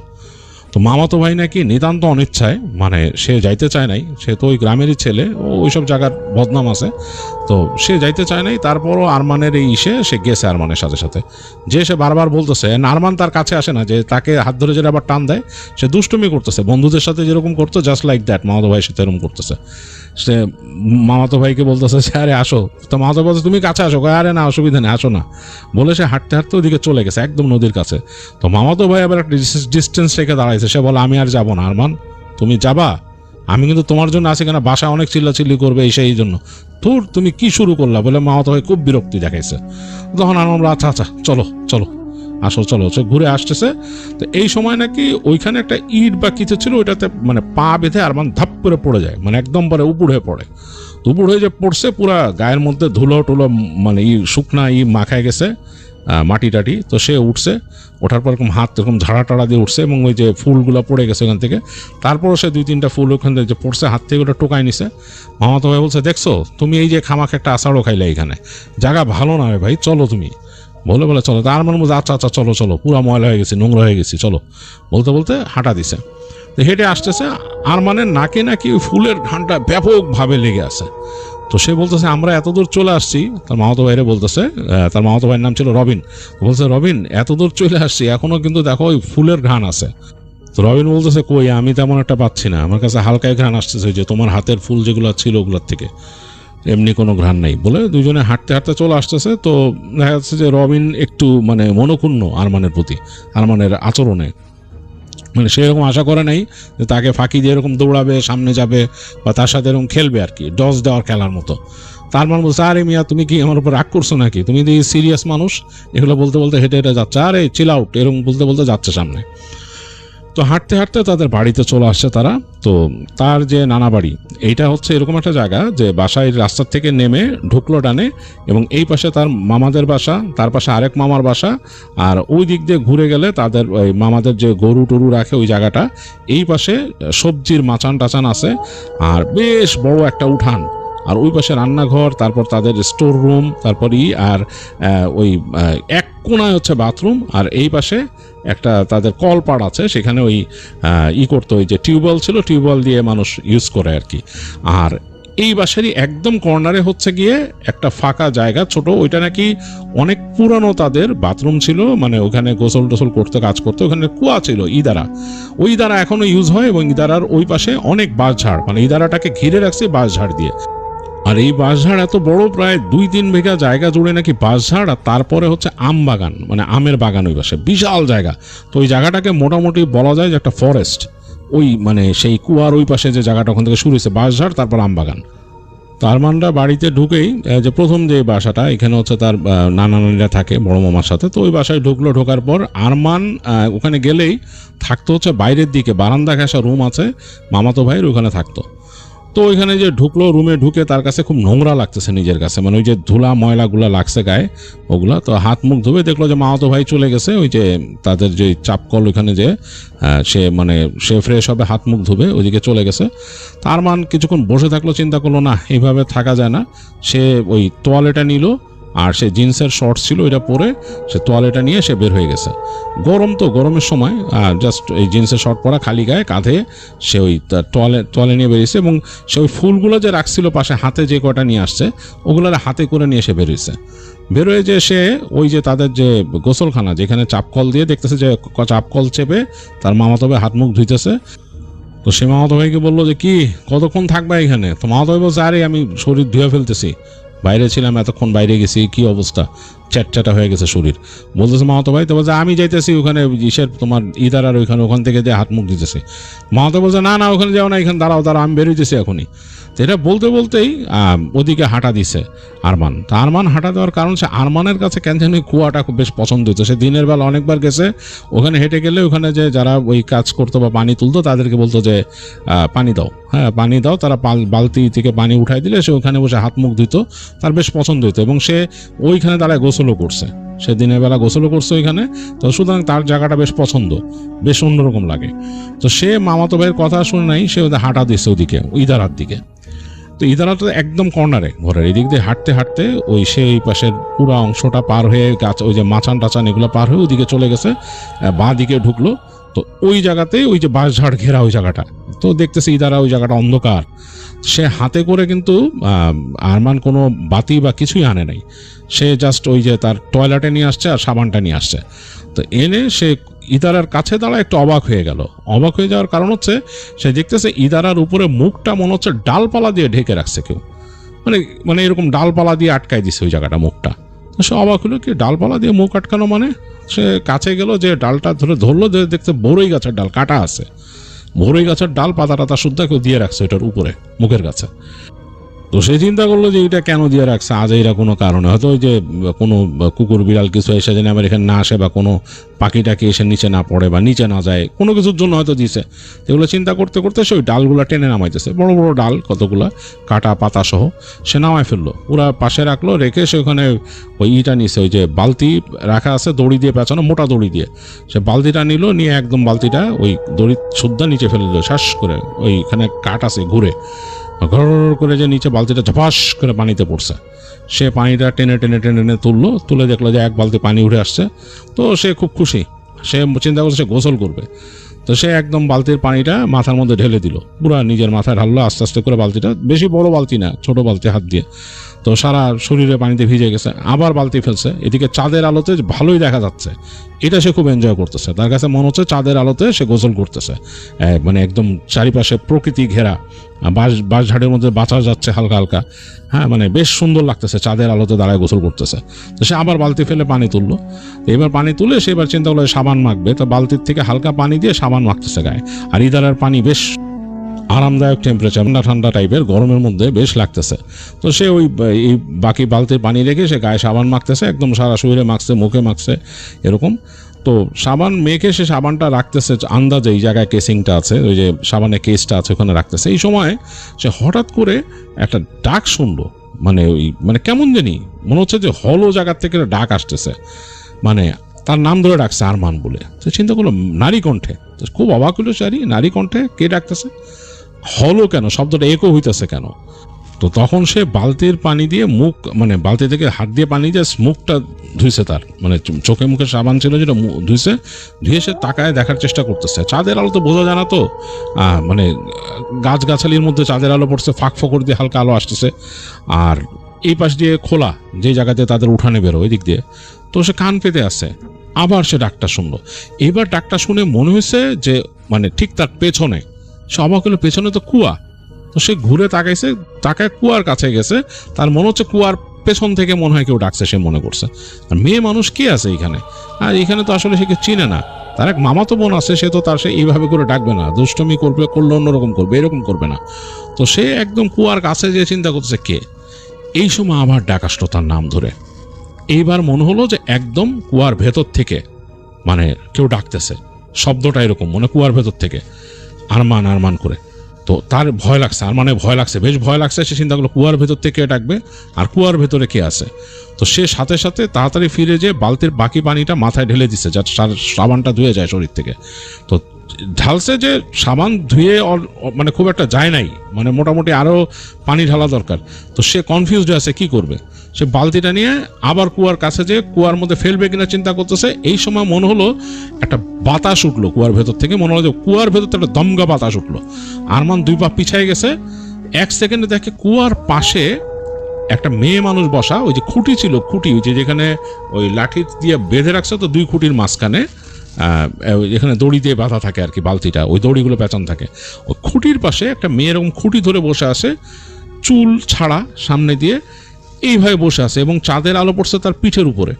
এখন দেখে বোঝা যাচ্ছে যে মানে এই তার কাপড়টা লাইট কালারের কাপড়, এবং কোন একটা শাড়ি পরা, এবং শাড়িটার একটা পাশ উঠতেছে বাতাসে এরকম, পা বাঁকা করে বসে আছে, পাটা দেখা যাচ্ছে এরকম, এবং মুখটা এরকম ঢাকা। তো ওই মেয়েটাই তাকে আবার ডাকলো আরমান বলে, এবং সাথে সাথে সে দোলন চাপা ফুলের ঘ্রাণ ব্যাপকভাবে পেল, মনে হলো চারপাশে ছড়ায় গেছে ঘ্রাণটা। এই সময় দেখলো যে বাতাসে মেয়েটার চুল সরে গেছে, চেহারা দেখা যাচ্ছে চাঁদের আলোতে হালকা হালকা, এবং খুব সুন্দর একটা চেহারা এরকম। তো তাকে দেখে হাসতেছে মেয়েটা, এবং তার খিলখিল হাসির শব্দ সে পাইছে। এই সময় তার মামাতো ভাইয়ের ডাক শুনছে পেছন থেকে। তো সে পেছন ফিরে জাস্ট তাকাইছে, মামাতো ভাই তাকে ডাকতেছে যে আরমান বলে। এই সময় মনে হলো তার গায়ের মধ্যে একটা দমকা বাতাস লাগলো, বেশ ওজন লাগলো। সে থপ করে ওজন রাখতে না পেরে পড়ে গেল ওইখানে। আরমানের আর কিছু খেয়াল ছিল না, আরমান সব মানে তার সেন্স হারায় ফেলছে। তো তার যখন সেন্স ফিরছে, সে দেখে যে সে বিছানায় শোয়া তাদের ঘরে, এবং তার আশেপাশে তার মামি মামা সবাই একদম হয়ে আছে, এবং তার মামা দোয়া পড়তেছে, এরকম একটা অবস্থা ঘরের মধ্যে, মানে মানুষের খুব টেন্স সবাই। তো সে চোখ মেলার পর বলতেছে যে তুই ঠিক আছিস, তুই ঠিক আছিস। তো দেখতেছে তাকায় যে একজন মৌলানা সাহেব বসা আছে কর্নারে। তো বলতেছে যে তুমি ঠিক আছো, তোমার নাম কি? তখন বলতেছে যে, সে বলতেছে আরমান। তো দেখতে খুব কষ্ট হচ্ছে গলা দিয়ে কথা বলতে। তো আরমান খুব অবাক হয়ে গেল যে এরকম কষ্ট হচ্ছে কেন গলা দিয়ে কথা বলতে। তো যাই হোক, তাকে বললো যে তুমি শুয়ে থাকো চুপচাপ। আরও দোয়া পড়ে পড়ে ফু দিল। দেখলো মৌলানা সাহেব নিজে দোয়া পড়তেছেন, দোয়া পড়ে পড়ে পড়ে তাকে ফু দিচ্ছেন। যাই হোক, আরমান চোখ বন্ধ করলো, ঘুমানোর চেষ্টা, মানে ঘুম এসে যাচ্ছে তার, ঘুমানোর চেষ্টা করতেছে। সে বুঝতেছে না কি হয়েছে, তার মাথার ভেতরে সবকিছু কেমন জানি ঘোলা ঘোলা লাগতেছে। তো পরবর্তীতে সে যখন ঘুম থেকে উঠছে তখন সে ফ্রেশ, দিনের বেলা, একদম দিনের আলো, এবং দেখলো মামাতো ভাই বসা, তার মামা বসা। বলতেছে ঠিক আছিস? তুই ঠিক আছিস? বলে যে হ্যাঁ, উঠে খাইতে আয়। তো তাকে নিয়ে আসছে, তার মনে হচ্ছে হাত পা পুরো ব্যথা খুব। যাই হোক, খাইতে নিয়ে বসালো, খাওয়ালো। যাই হোক, পরবর্তীতে ঘটনাটা সে শুনছে কি হয়েছিল। সে যে ওই কুয়ার পাড়ে ছিল, সে যখন পিছন ফিরছে তার গায়ের মধ্যে মনে হচ্ছে লাফ দিয়ে কেউ পড়ছে। আসলে তাকে পজেস করছিল। ওখানে একটা খারাপ, মানে ফিমেল জিন ছিল, ওইটা ওখানে থাকতো, এবং ওই কুয়াতে নাকি অনেক এরকম কথা আছে। এর জন্য কুয়াটাকে তারা পরবর্তী তারা ওই সময় ব্যবহার করতো না, এবং সন্ধ্যা হইলে ওখানে ওই যে বরইয়ের কাটা, বরইয়ের পাতা দিয়ে ঢেকে দিত। তো আরমান যেহেতু কিছু জায়গা দিয়ে ঘুরে আসছে, যে জায়গাটা অনেক মানে নোটোরিয়াস মানুষের কাছে, ওখানে যে ওই যে দোলন চাপা গাছ, ওই গাছটার আশেপাশে কেউ যায় না সন্ধ্যার পরে। রাতের বেলা ফুলের গন্ধ পেলে তো আরও যায় না মানুষ ওইখানে। ওই জায়গা নিয়ে অনেক কথা প্রচলিত আছে ওই জায়গায়, মানে ওইটা নোটোরিয়াস গাছটা ওইখানে। তো যেহেতু ওখান থেকে গেছে, ফুল ঝাঁকা দিছে, ওইখান থেকেই নাকি তাকে আসলে করছিল, মানে কিছু একটা তারপর প্রভাব ফেলছিল। এবং সে যখন এইখানে আসছে, আর সে দেখতে শুনতে তো ভালো ছিল, তো বেশ ভালো ছিল। তো সে যখন নাকি ওই কুয়ার কাছে এসে ডাল টাল সরাইছে, এই কারণ নাকি এই সব মিলে তার উপরে এফেক্ট পড়ছে এটা। তো হুজুর বলছে যে তাকে আসলে ওই গাছের ওইখানে ইটা করে নাই, মূল এখান থেকে, এই যে কুয়ার এখান থেকেই খারাপ জিনটা তাকে পজেস করছিল। তো তাকে নাকি ছাড়ানো হয়েছে। তো তাকে যখন ছাড়ানো হয়েছিল তখন যারা সামনে ছিল তারা দেখছে সে নাকি বাঘের মতো গর্জন করছে, এবং এই কারণে তার গলা ব্যথা ছিল, বাঘের মতো গর্জন করতেছিল ভয়ঙ্কর রকম। মানে সে, তাকে রাখা যাচ্ছিল না। মামাতো ভাইরা, তার মামা, সবাই মিলে তাকে চেপে ধরে রাখছিল হুজুর যখন তাকে ছাড়াইছে ওটার থেকে। এবং যাই হোক, তারপর তাকে, এই জন্যই তার শরীর ব্যথা আর কি পুরা। তো তারপরে তাকে ওই খাওয়া দাওয়ার পরে তার মামা বলে যে তোমার সব কিছু গুছাও, তোমার ঢাকায় নিয়ে যাচ্ছি, অসুবিধা নেই। তো তার মান নাকি বলে কেন, আমি একাই তো যেতে পারি। বলে যে না, তোমাকে আমি নিয়ে যাবো সাথে করে। তো যাই হোক, আরমানের সব কিছু গুছায় তার মামা সহ তাকে নিয়ে আসে ঢাকায়। তো ঢাকায় আনার পরও নাকি তাকে ওখানকার যে মসজিদের হুজুর ছিল ওনাকে দিয়ে দেখাইছিল, ঝাড়াইছিল, বলছিল যে এরকম ব্যাপার, এরকম গ্রামে যেরকম পজেস হয়েছিল। তো তাকে ওই যে হুজুর বলে দিছিল যে বিভিন্ন সময়, মানে ওই যে ঠিক আসর আর মাগরিবের ওই যে সময়টা, যে সূর্যাস্তের সময়, যাতে সে ছাদে না উঠে এবং ওই যে ঘোরাঘুরি না করে ছাদে, এইসব ব্যাপারে রেস্ট্রিকশন দিয়ে দিছিল। যাই হোক, আরমান ওগুলো আর হয় নাই, এবং তাকে অনেক প্র্যাকটিসিং করার চেষ্টা করছিল তার বাবা মা। সে ইভেনচুয়ালি ওই সময় না হলেও নিজে নিজে আস্তে ধীরে সে প্র্যাকটিসিং হয়। বর্তমানে সে নাকি আমেরিকাতে আছে, এবং মোটামুটি ভালোই আছেন, এবং তার ছেলে মেয়ে বড় বড় হয়ে গেছে। আর এই ছিল আরমানের ঘটনা, যেটা রোমান শেয়ার করলো তার ছোট ভাই। আমার কাছে বেশ ইন্টারেস্টিং লাগছে, এবং অনেক এরকম কিন্তু মানুষের পজেস হওয়ার ঘটনা মানে আমি শুনেছি, এবং আরও অনেক আছে। আপনাদের যাদের কাছে এই ধরনের ঘটনা আছে তারা আমাদেরকে পাঠিয়ে দিতে ভুলবেন। আসসালামু আলাইকুম ইমরান ভাই, আপনি কেমন আছেন? আশা করি মহান রবের অশেষ রহমতে ভালো আছেন। আমিও ভালো আছি, আলহামদুলিল্লাহ। ইমরান ভাই, আমি আপনার একজন নিয়মিত শ্রোতা। আপনার প্রতিটি ঘটনা আমার কাছে খুব ভালো লাগে। কিছুদিন আগে আমি আমার বড় ভাইয়ের কাছ থেকে একটি ঘটনা শুনেছি, আজ সেটি আপনাকে লিখে পাঠাচ্ছি। ঘটনাটা ঘটেছিল আমার ভাইয়ের বন্ধুর বাবার সাথে। ওর ভাইয়ের বন্ধুর বাবার নাম মানিক। আমি বেশি কথা না বাড়িয়ে সরাসরি মানিক আঙ্কেলের ভাষাতে সেই ঘটনাটা লিখে পাঠাচ্ছি। বলছেন মানিক, সেই রাতটার কথা আমি আমার জীবনের শেষ দিন পর্যন্ত ভুলতে পারবো না। জ্যৈষ্ঠ মাসের মাঝামাঝি, চারদিকে একটা গুমোট গরম থাকার কথা, কিন্তু সেদিন বাতাসে ছিল এক অদ্ভুত শীতল ভেজা ভাব। সারাদিনের খাটুনির পর বিছানায় পেট ঠেকালেই আমি গভীর ঘুমে তলিয়ে যাই। সেদিনও তার ব্যতিক্রম হয়নি। আমার স্ত্রী নাসিমাও পাশে নিশ্চিন্তে ঘুমাচ্ছিল। ঘরের একমাত্র সঙ্গী ছিল সিলিং ফ্যানটার একটানা ক্যাচক্যাচ শব্দ, যা রাতের নিস্তব্ধতাকে যেন আরো বাড়িয়ে দিচ্ছিল। হঠাৎ করেই আমার মোবাইল ফোনের তীব্র রিংটোনে সেই নিস্তব্ধতা ভেঙে চুরমার হয়ে গেল। ঘুমের ঘোরে আমি প্রথমবার পাত্তা না দিয়ে পাশ ফিরে শোলাম, কিন্তু ফোনটা যেন নাছোড়বান্দা বেজেই চলেছে। নাসিমার ঘুম ভেঙে গেল। ও আমার গায়ে ধাক্কা দিয়ে বিরক্তি স্বরে বলল, এই তোমার ফোন বাজে, ধরো। আমি ধর্মরিয়ে উঠে বসলাম। তখনও ঘুমটা ঠিকমতো কাটেনি। অন্ধকারে হাতড়ে টেবিল থেকে ফোনটা তুলে কানে লাগালাম। অচেনা নম্বর। আমাদের মানে অ্যাম্বুলেন্স ড্রাইভারদের জন্য এত রাতে অচেনা নম্বর মানেই কোনো ইমার্জেন্সি কেস। আমি ঘুম ঝরানো গলায় বললাম, হ্যালো, কে বলছেন? ওপাশ থেকে এক যুবকের গলা ভেসে এলো। ভয়ে আর উদ্বেগে তার স্বর কাঁপছিল। ভাই, আপনি কি অ্যাম্বুলেন্স ড্রাইভার মানিক বলছেন? আমার গলার স্বর ততক্ষণে কিছুটা ধাতস্থ হয়েছে। বললাম, হ্যাঁ বলছি, কি হয়েছে? ভাই, আমার বড় ভাই আগুনে পুড়ে গেছে। গ্যাস সিলিন্ডার ফেটে সারা শরীর ঝলসে গেছে, কিন্তু নিঃশ্বাস চলছে এখনো। দ্রুত হাসপাতালে নিতে হবে। আপনি কি আসতে পারবেন? যা টাকা লাগে আমরা দেব ভাই, শুধু একটু তাড়াতাড়ি আসুন। ছেলেটার গলার আকুতি শুনে আমার ভেতরের মানুষটা মুহূর্তে জেগে উঠল। একজন মানুষের জীবন মৃত্যুর প্রশ্ন, এখানে দেরি করা চলে না। আমি তাকে আশ্বস্ত করার চেষ্টা করলাম, কান্না করবেন না, শান্ত হন, ঠিকানাটা বলুন, আমি আসছি। ছেলেটা কাঁপা কাঁপা গলায় ঢাকার এক পুরনো এলাকার ঠিকানা বলল। আমি মনে মনে হিসাব করে দেখলাম, আমার বাড়ি থেকে অ্যাম্বুলেন্স নিয়ে গেলে বড়জোর 20-25 মিনিট লাগবে। ঠিকানাটা শুনেই আমি আর এক মুহূর্ত দেরি করলাম না। খাট থেকে লাফ দিয়ে নামলাম। আমার এই হন্তদন্ত ভাব দেখে নাসিমাও বিছানায় উঠে বসেছে। উদ্বিগ্ন হয়ে জিজ্ঞাসা করলো, কি হয়েছে? এত রাতে কোথায় যাচ্ছ? আমি তখন আলনা থেকে শার্টটা হাতে নিতে ব্যস্ত। ওর দিকে না তাকিয়ে দরজার দিকে হাঁটতে হাঁটতে উঁচু স্বরে বললাম, এমার্জেন্সি কেস আছে, আগুনে পুড়ে গেছে একজন, হাসপাতালে নিতে হবে। নাসিমা আরও কিছু বলতে চেয়েছিল, কিন্তু সে সুযোগ আমি ওকে দেইনি। দরজা খুলে প্রায় দৌড়েই বাড়ির নিচে রাখা আমার অ্যাম্বুলেন্সটার দিকে ছুটলাম। শার্টটা হাতে ধরে গায়ে দেওয়ার মতো সময় পাইনি। রাতের শীতল বাতাসটা আমার খালি পিঠে লেগে কাঁপুনি ধরিয়ে দিচ্ছিল, কিন্তু সেদিকে আমার কোনো খেয়াল ছিল না। আমার মাথায় তখন একটাই চিন্তা, যত দ্রুত সম্ভব ঘটনাস্থলে পৌঁছাতে হবে। অ্যাম্বুলেন্সের ড্রাইভিং সিটে বসে এক ঝটকা ইঞ্জিন চালু করলাম। পুরনো ইঞ্জিনটা কয়েকবার কেশে উঠে গর্জে উঠল। হেডলাইটের আলোয় সামনের রাস্তাটা স্পষ্ট হয়ে উঠতেই আমি তীব্র গতিতে গাড়ি ছোটালাম। গাড়ি চালাতে চালাতে এক হাতে কোনো মতে শার্টটা গায়ে জড়ালাম। বোতাম লাগানোর ফুরসত পেলাম না। প্রায় 20 মিনিট পর আমি ছেলেটার দেয়া ঠিকানায় পৌঁছালাম, কিন্তু সেখানে পৌঁছে আমার বুকের ভেতরটা কেমন যেন ছ্যাদ করে উঠল। একটা গ্যাস সিলিন্ডার বিস্ফোরণের পর যেমন ভিড়, চিৎকার চেঁচামেচি থাকার কথা, তার কোনো চিহ্নই নেই। চারদিক কবরের মতো শান্ত, রাস্তা জনশূন্য, আশপাশের বাড়িগুলোর দরজা জানালা সব বন্ধ। শুধু রাস্তার হলদে স্টেডিয়াম লাইট এক ভুতুরে পরিবেশ তৈরি করে রেখেছে। আমার মনে প্রথমবার সন্দেহের বীজ ঢুকেছিল। আজকাল যা দিনকাল পড়েছে, কত রকম বিপদিত হয়। কেউ ফাঁদে ফেলার জন্য এত রাতে এখানে ডেকে আনেনি তো? ভাবলাম ফিরে যাই, কিন্তু মন মানল না। যদি সত্যি কেউ বিপদে পড়ে থাকে। আমি ইঞ্জিন চালু রেখেই গাড়ি থেকে নামলাম। চারদিকে সতর্ক চোখে একবার তাকিয়ে দেখলাম। আমি যখন এসব ভাবছি, ঠিক তখনই আমার চোখে পড়ল দোতলা পুরনো বাড়িটার দিকে। বাড়ির অন্ধকার দরজা দিয়ে দুজন লোক একটা সাদা চাদরে মোড়ানো কিছু একটাকে অতি সন্তর্পণে বের করে আনছে। আমি ভাবলাম হয়তো এরাই আমাকে ফোন করেছিল। আমি দ্রুত তাদের দিকে এগিয়ে গেলাম। কাছে যেতে একজন ফিসফিস করে বলল, আপনি মানিক ভাই? আমি মাথা নাড়ালাম। আবছা আলোয় তাদের মুখে স্পষ্ট দেখা যাচ্ছিল না, কিন্তু তাদের চোখে মুখে কোনো উদ্বেগ বা কান্নার ছাপ নেই, বরং এক ধরনের অভিব্যক্তিহীন শীতলতা, যা আমার কাছে খুব অদ্ভুত লেগেছিল। অন্যজন বলল, তাড়াতাড়ি করুন ভাই, রোগীর অবস্থা ভালো না।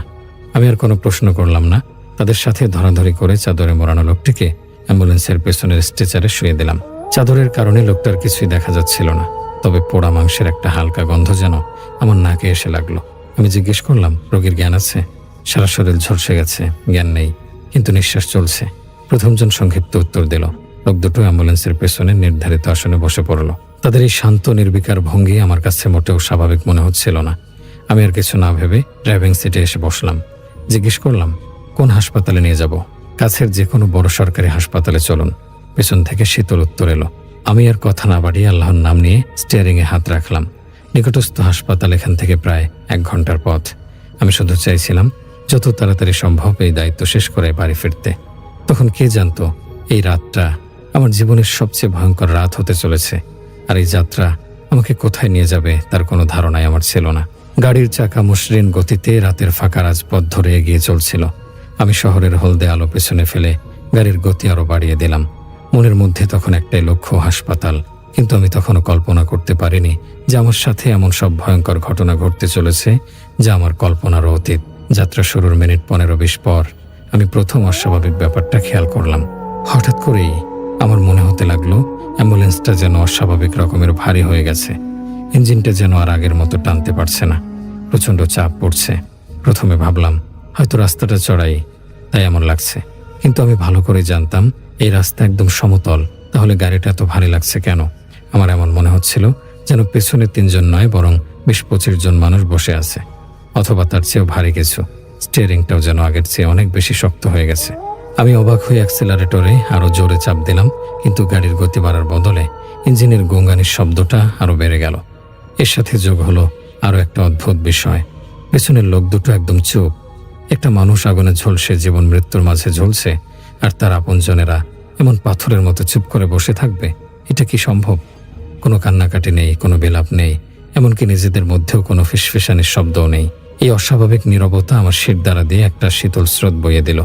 আমি রিয়ার ভিউ মিররের দিকে তাকানোর চেষ্টা করলাম, কিন্তু কিছু স্পষ্ট দেখতে পেলাম না। আমি মন থেকে এসব অদ্ভুত ভাবনা ঝেড়ে ফেলে ড্রাইভিংয়ে মনোযোগ দিলাম। আমাকে দ্রুত হাসপাতালে পৌঁছাতে হবে, এসব সাতপাঁচ ভাবার সময় এখন নয়। আরো 10-15 মিনিট কেটে গেল। চারপাশের অন্ধকার আরো জমাট বেঁধেছে। রাস্তার দুপাশে বড় বড় গাছপালা, পরিবেশটা কেমন যেন থমথমে।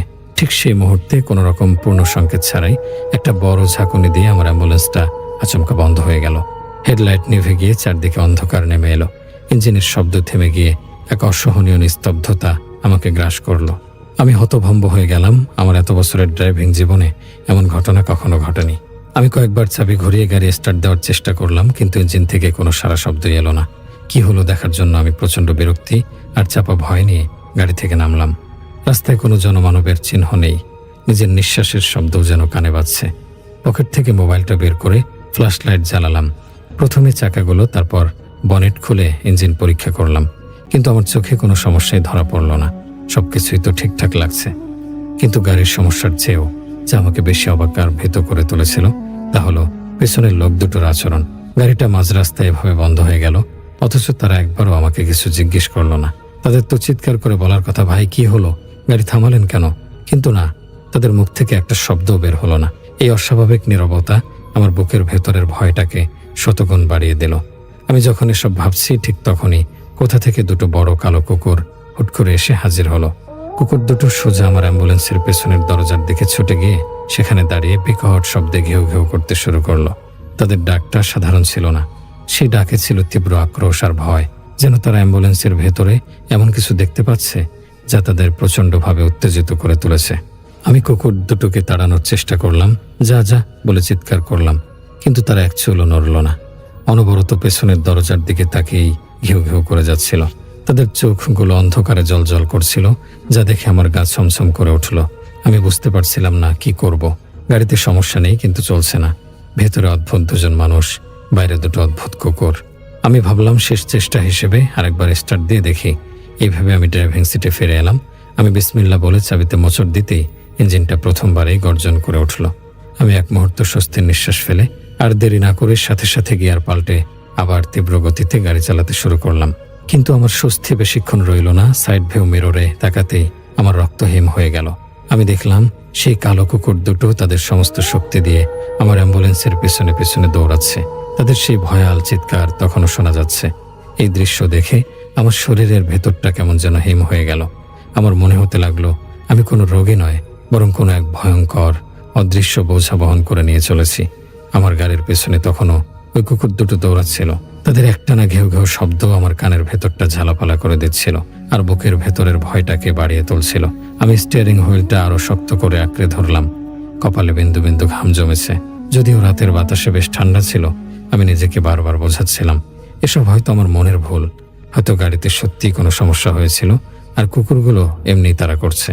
কিন্তু আমার মন কিছুতেই সায় দিচ্ছিল না। পেছনের ওই অস্বাভাবিক নীরবতা আমি কিছুতেই মাথা থেকে তাড়াতে পারছিলাম না। আমি প্রাণপণে গাড়ি চালিয়ে যাচ্ছিলাম।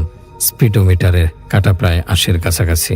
আমার একটাই উদ্দেশ্য, হাসপাতাল, যেখানে পৌঁছে এই অদ্ভুত যাত্রীদের নামিয়ে দিতে পারলেই আমি বেঁচে যাই। কিন্তু আমার ভাগ্য বোধ হয় সেদিন অন্য কিছু লিখে রেখেছিল। আবারও প্রায় 10-15 মিনিট চলার পর ঠিক আগের ঘটনাটাই ঘটল। কোনো শব্দ বা ঝাঁকুনি ছাড়াই আমার অ্যাম্বুলেন্সের ইঞ্জিনটা আবার বন্ধ হয়ে গেল। হেডলাইট সহ গাড়ির সব বাতি এক মুহূর্তে নিভে গেল।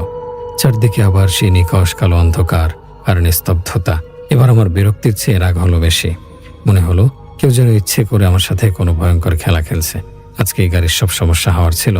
আমি নিজের মনেই গালি দিয়ে উঠলাম। আমাকে আবারও গাড়ি থেকে নামতে হলো। ততক্ষণে সেই কুকুর দুটো ঘেউ ঘেউ করতে করতে গাড়ির কাছে এসে পড়েছে।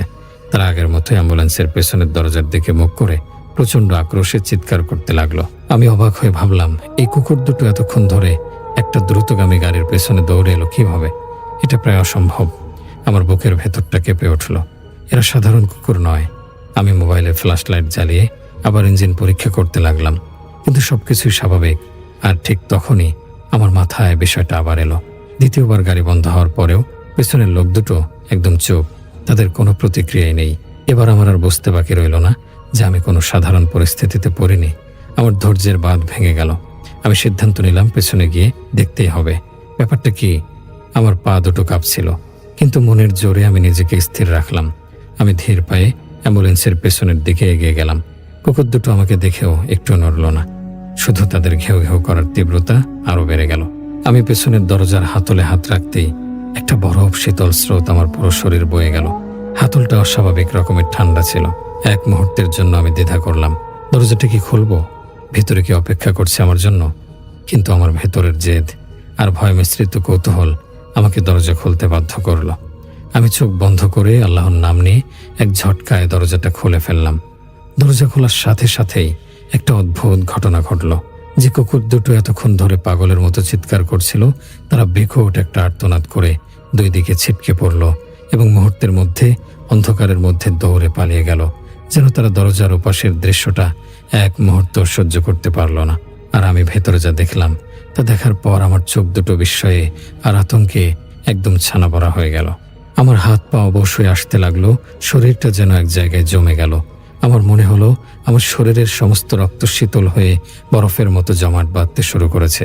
আমি চিৎকার করার শক্তিটুকু হারিয়ে ফেললাম, কারণ অ্যাম্বুলেন্সের ভেতরে কোনো রোগী বা তার দুজন সঙ্গী ছিল না। সেখানে ছিল তিনটে লাশ, ধবধবে সাদা কাফনের কাপড়ে মোড়ানো, তিনটে নিথর দেহ একটা স্ট্রেচারের ওপর, আর বাকি দুটো দুই পাশের লম্বা সিটের ওপর শোয়ানো। অ্যাম্বুলেন্সের ভেতরের আবছা অন্ধকারেও কাফনের সাদা রংটা আমার চোখে স্পষ্ট হচ্ছিল। একটা ভ্যাপসা পুরনো দিনের কবরের মতো গন্ধ আমার নাকে এসে ধাক্কা মারল। আমার স্পষ্ট মনে আছে, আমি যখন রোগীটিকে তুলেছিলাম সে একটা সাধারণ বিছানার চাদরে মোড়ানো ছিল, আর তার সাথে ছিল দুজন জীবিত লোক। তাহলে এখন এই তিনটে কাফনে মোড়ানো লাশ ভেতরে কিভাবে এলো? সেই লোক দুটোই বা কোথায় গেল? এই অসম্ভব আর অবাস্তব দৃশ্য আমি কিছুতেই মেলাতে পারছিলাম না। আমার মনে হচ্ছিল আমি কোনো ভয়ঙ্কর দুঃস্বপ্ন দেখছি। আমি কয়েকবার চোখের পাতা ফেললাম, ভাবলাম হয়তো এটা আমার চোখের ভুল, কিন্তু না, দৃশ্যটা একই রকম রয়ে গেল। আমার পা দুটো যেন রাস্তার সাথে গেঁথে গেছে। আমি নড়তেও পারছিলাম না, আবার দরজাটা বন্ধ করার সাহসও পাচ্ছিলাম না। খুব কষ্টে আমি ঘাড় ঘুরিয়ে এদিক ওদিক তাকালাম। অনেক দূর থেকে যেন কুকুরগুলো ভীত আর্তনাদের শব্দ ভেসে আসছিল। ভয়ে আমার সারা শরীর থরথর করে কাঁপতে শুরু করলো। দাঁতে দাঁত লেগে ঠক ঠক শব্দ হচ্ছিল। আমি বুঝতে পারলাম আমি কোনো মানবীয় বিপদে পড়িনি। আমি এমন কিছুর পাল্লায় পড়েছি যা এই পৃথিবীর নয়। কয়েক মুহূর্তের জন্য আমার মনে হয়েছিল আমার হৃৎপিণ্ডটা বুঝি আর চলছে না। শরীরের সমস্ত রক্ত চলাচল বন্ধ হয়ে গেছে। চোখের সামনে কাফনে মোড়ানো তিনটি নিথর দেহ, অ্যাম্বুলেন্সের ভেতরের সেই ভ্যাপসা পচা গন্ধ, আর বাইরের গা ছমছমে অন্ধকার, সবকিছু মিলে আমাকে যেন জীবন্ত কবর দিয়ে দিয়েছিল। আমার মস্তিষ্ক কোনো যুক্তি খুঁজে পাচ্ছিল না। আমি যে একজন আগুনে পোড়া রোগীকে তুলেছিলাম, এই স্মৃতিটা আমার কাছে এখন একটা অলীক স্বপ্নের মতো মনে হচ্ছিল, যেন বহু বছর আগে ঘটে যাওয়া কোনো ঘটনা যার বাস্তবতার কোনো ভিত্তি নেই।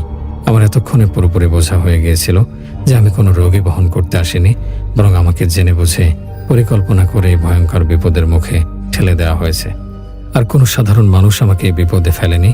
এর পেছনে রয়েছে ভিন্ন কোনো অস্তিত্ব, কোনো খারাপ জিনিস যার উদ্দেশ্য আমার পক্ষে বোঝা সম্ভব নয়। কিন্তু এটা নিশ্চিত যে তাদের উদ্দেশ্য মোটেও ভালো নয়। এবার আর এক মুহূর্তের জন্য অ্যাম্বুলেন্সে ওঠার সাহস আমার হলো না। আমার মনে হলো ওই গাড়িটা এখন আর আমার নয়, ওটা এখন ওই তিনটি ভয়ঙ্কর অবয়বের সম্পত্তি। আমি যদি এখন গাড়িতে ওঠার চেষ্টা করি তাহলে হয়তো ওই কাফন পরা দেহগুলো জীবন্ত হয়ে উঠবে আর আমার টুটি চেপে ধরবে। এই চিন্তাটা মাথায় আসতেই আমার শরীর দিয়ে আবারও একটা শীতল স্রোত বয়ে গেল। আমার চোখের সামনে ভেসে উঠল সেই দৃশ্য। সাদা কাফন ছিঁড়ে ভেতর থেকে বেরিয়ে আসছে শুকনো কালো হাত, আর সেগুলো আমার দিকে এগিয়ে আসছে। আমার মনে তখন একটাই চিন্তা, পালাতে হবে, যেভাবেই হোক এখান থেকে জান নিয়ে পালাতে হবে। গাড়ি, রোজগার, জমানো টাকা, ভবিষ্যতের স্বপ্ন সবকিছু আমার কাছে তুচ্ছ মনে হচ্ছিল। এই মুহূর্তে পৃথিবীর সবকিছুর ঊর্ধ্বে এখন আমার নিজের জীবন। আমি ভাবলাম কোনো রকমে আজ রাতটা বাঁচতে পারলে পরে পুলিশের সাহায্য নিয়ে গাড়ি উদ্ধার করা যাবে। যদিও আমার মন বলছিল পুলিশ এসেও হয়তো এখানে অস্বাভাবিক কিছু খুঁজে পাবে না। হয়তো তারা এসে দেখবে অ্যাম্বুলেন্সটা খালি পড়ে আছে, ভেতরে কিচ্ছু নেই, আর আমার কথা কেউ বিশ্বাস করবে না, আমাকে পাগল ভাববে। কিন্তু সেসব পরের চিন্তা। এখন বাঁচতে হবে এই ভেবে আমি আর পেছনের দিকে না তাকিয়ে কোনো রকমে টলতে টলতে সামনের ড্রাইভিং সিটের দরজার কাছে গেলাম। আর পা দুটো যেন আমার নিজের ছিল না, অন্য কারো পা দিয়ে আমি হাঁটছিলাম। দরজাটা খোলাই ছিল। আমি কাঁপা কাঁপা হাতে ভেতরে ঝুঁকে ইগনিশন থেকে অ্যাম্বুলেন্সের চাবিটা বের করে নিলাম। আমার হাত এতটাই কাঁপছিল যে প্রথমবারে আমি চাবিটা ধরতেই পারলাম না। ওটা নিচে পড়ে গেল। আমি নিচে হয়ে সেটা তুলে নিলাম। চাবিটা আমার কাছে তখন শুধু একটা গাড়ির চাবি ছিল না, ছিল আমার পেশা, আমার রোজগারের প্রতীক, যা আমি এভাবে ফেলে যেতে পারছিলাম না। কিন্তু একই সাথে এই চাবিটাই যেন ছিল সব অঘটনের মূল। আমি চাবিটা শক্ত করে মুঠোয় ধরে এক মুহূর্ত আর অপেক্ষা করলাম না। পেছন ফিরে তাকানোর সাহসও আমার হলো না। আমি চাবিটা প্যান্টের পকেটে ঢুকে উল্টো দিকে, অর্থাৎ যেদিক থেকে আমি এসেছিলাম সেদিকে সমস্ত শক্তি দিয়ে দৌড়াতে শুরু করলাম।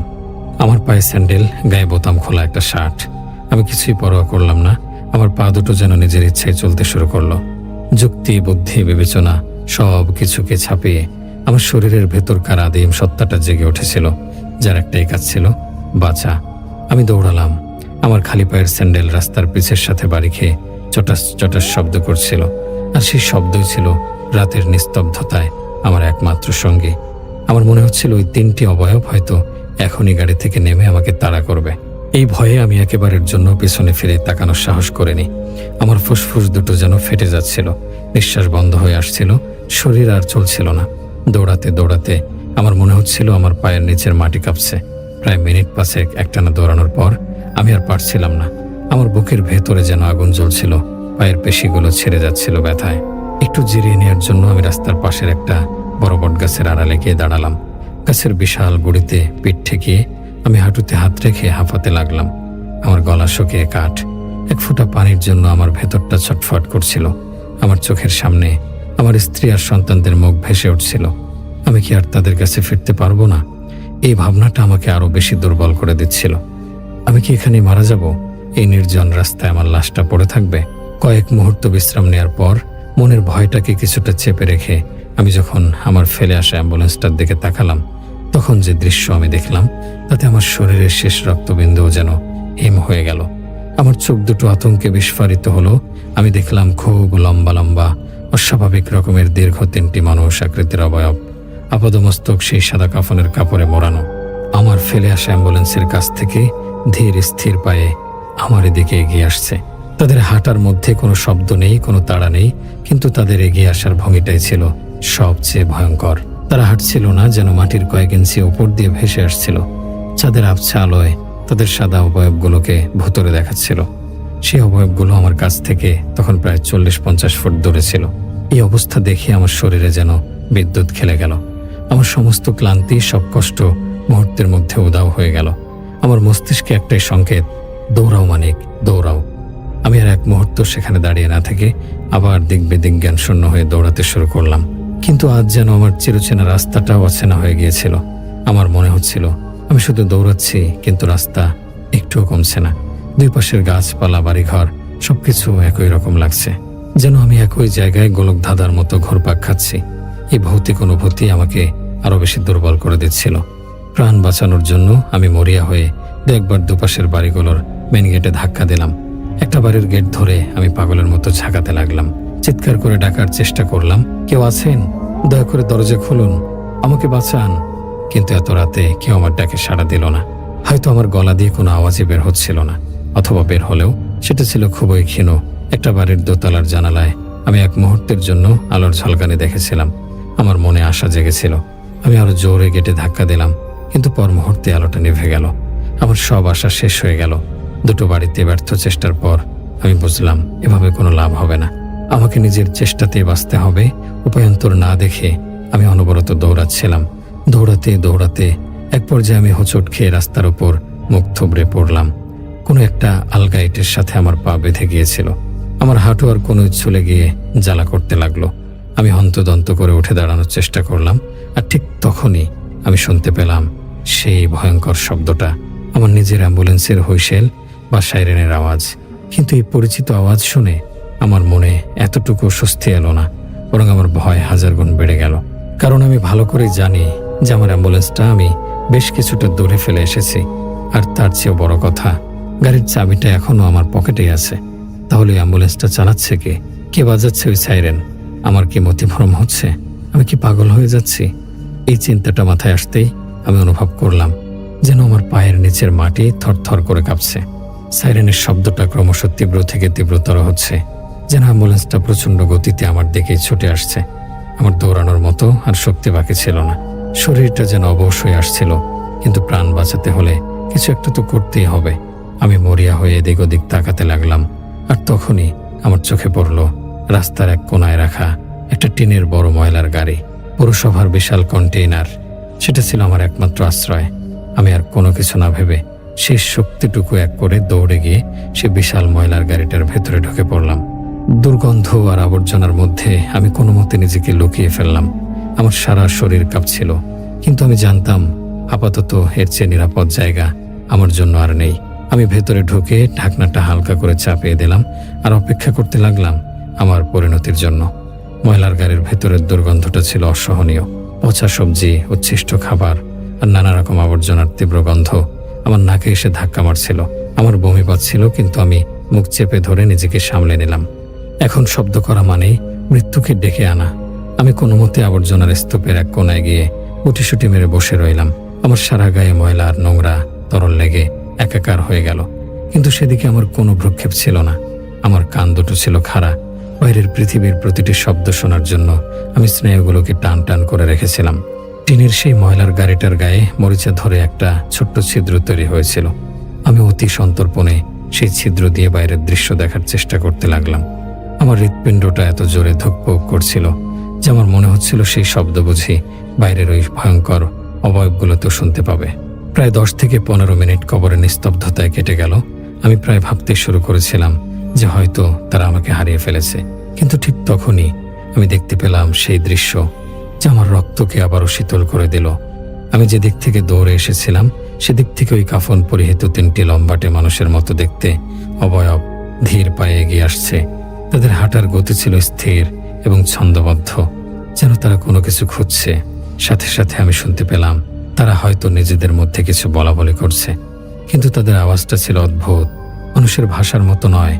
এক ধরনের ফ্যাসফেসে বায়বীয় শব্দ, যার কোনো অর্থ আমি বুঝতে পারলাম না। এই দুর্বোধ্য ভাষায় কথা বলতে বলতে তারা ক্রমশ এগিয়ে আসছিল। তারা যতই কাছে আসছিল আমার মনের মধ্যে ভয় ততই পাহাড়ের মতো উঁচু হচ্ছিল। আমার দম বন্ধ হয়ে আসছিল। এই ভয়ঙ্কর দৃশ্য আর সহ্য করার ক্ষমতা আমার ছিল না। আমি চোখ বন্ধ করে ফেললাম, কিন্তু কান দুটো খোলা রাখলাম। আমি দেখলাম অবয়ব 3টি ঠিক আমার লুকিয়ে থাকা ময়লার গাড়িটার পাশ দিয়ে হেঁটে সামনের দিকে এগিয়ে গেল। রাস্তায় তখন পর্যাপ্ত আলোর ব্যবস্থা ছিল না। যাদের যেটুকু আলো ছিল তাতে আমি তাদের সাদা অবয়বগুলোকে ছায়ার মতো মিলিয়ে যেতে দেখলাম। তারা একেবারের জন্য ডাস্টবিনটার দিকে ফিরেও তাকালো না। হয়তো তারা ভাবতেও পারেনি কেউ এই নোংরা জায়গায় লুকিয়ে থাকতে পারে। যদিও তারা আমার লুকিয়ে থাকা টিনের গাড়িটি অতিক্রম করে চলে গিয়েছিল, কিন্তু আমার সাহস গোলাচ্ছিল না যে আমি এখন বের হব।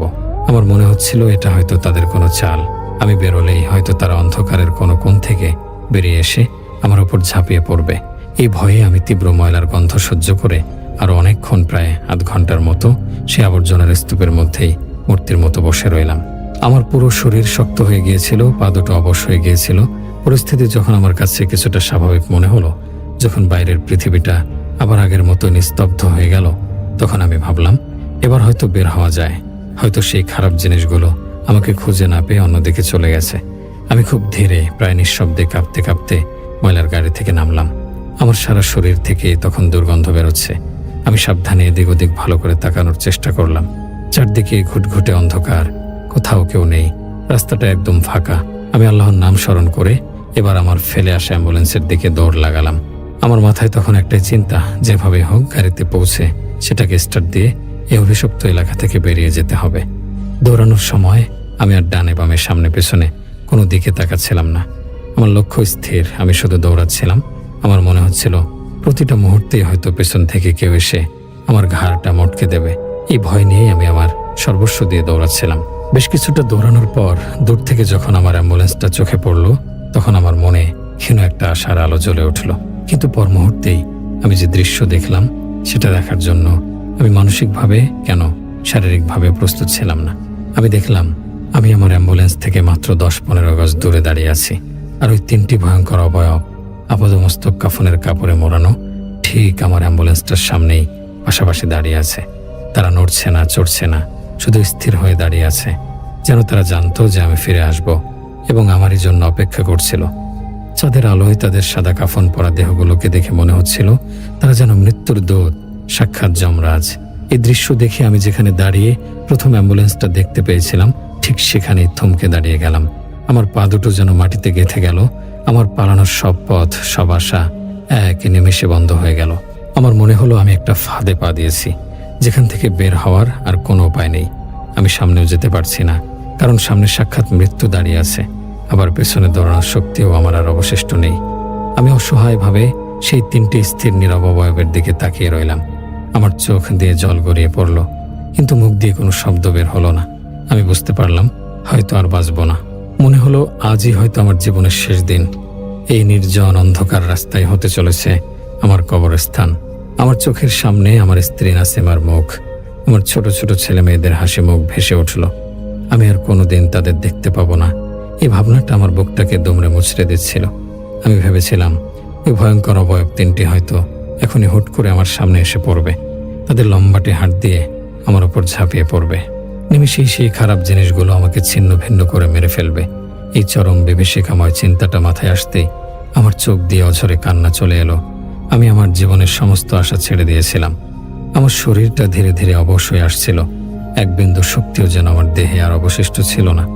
যেখানে আমি থমকে দাঁড়িয়ে গিয়েছিলাম, সেখানে দাঁড়ানো অবস্থা থেকে আমি নিজের অজান্তেই শক্তিহীনভাবে হাঁটু গেড়ে রাস্তার ওপর বসে পড়লাম। আমার চোখ দুটো আর কোনো দিকে তাকানোর সাহস করতে পারছিল না।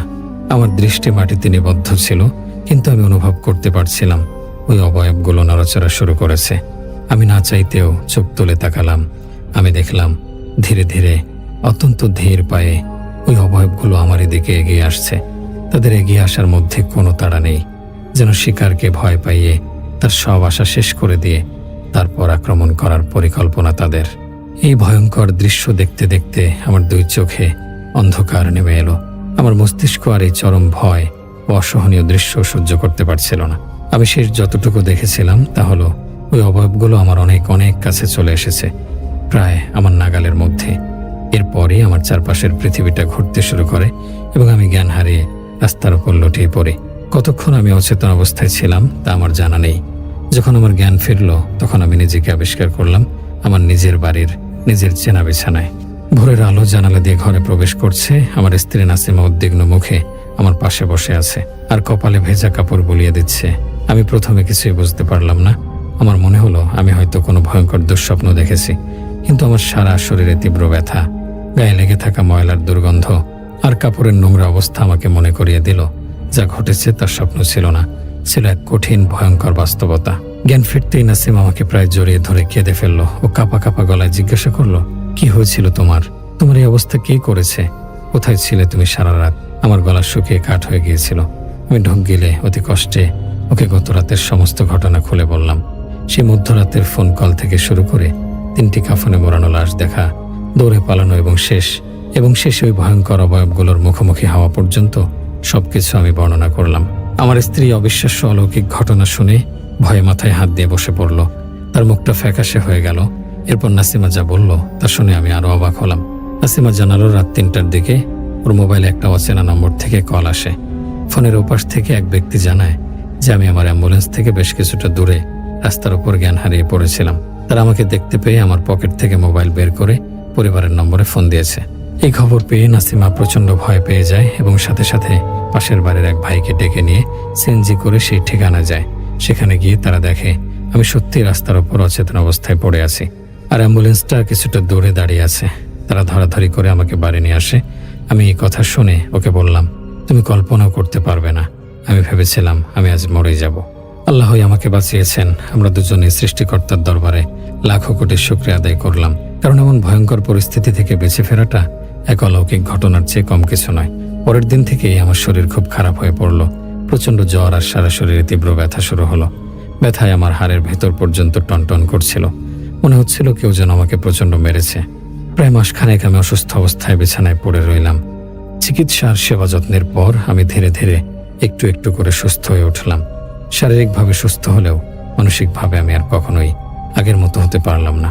সে রাতের ভয়ঙ্কর স্মৃতিগুলো আমার মনে স্থায়ীভাবে গেঁথে গিয়েছিল। রাতের অন্ধকারে একা থাকতে আমার ভয় লাগতো।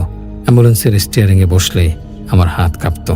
আমি আমার জীবনে ঘটে যাওয়া এই অবিশ্বাস্য ভয়ঙ্কর ঘটনাটি কোনো দিনও ভুলতে পারবো না।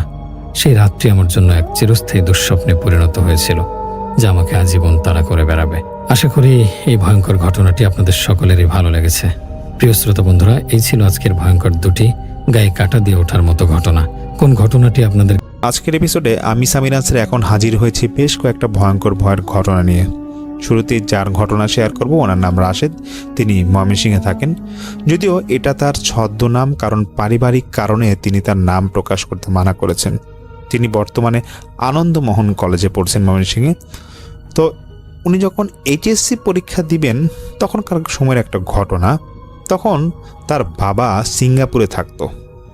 তো সিঙ্গাপুরে থাকা অবস্থায় তার বাড়ির জমি জমা নিয়ে কোনো হিসাব হয়তো হবে। তো সেই মুহূর্তে ওনার বাবা ওনাকে বলে দেয় যে দেখো, তুমি যেহেতু বাড়িতে আছো আমার ছেলে হিসাবে, তো তোমার চাচা এবং চাচি যারা আছে ওদেরকে বলে দাও যে আমার বাড়ির যে সীমানাটা আছে সেই সীমানা আমি নিজে বাড়ি করব। এটা এই রাশেদ ভাই এবং ওনার মাকে এটা বলে দেওয়া হয়। তো সেই অনুযায়ী ওনারা সেই রাশেদ ভাই চাচার সাথে কথা বলেন, চাচির সাথে কথা বলেন, কিন্তু চাচা চাচি একটু বনিবনা করতে থাকে। তারা আসলে চাচ্ছিল না জায়গাটা ঠিকভাবে বুঝাই দিতে।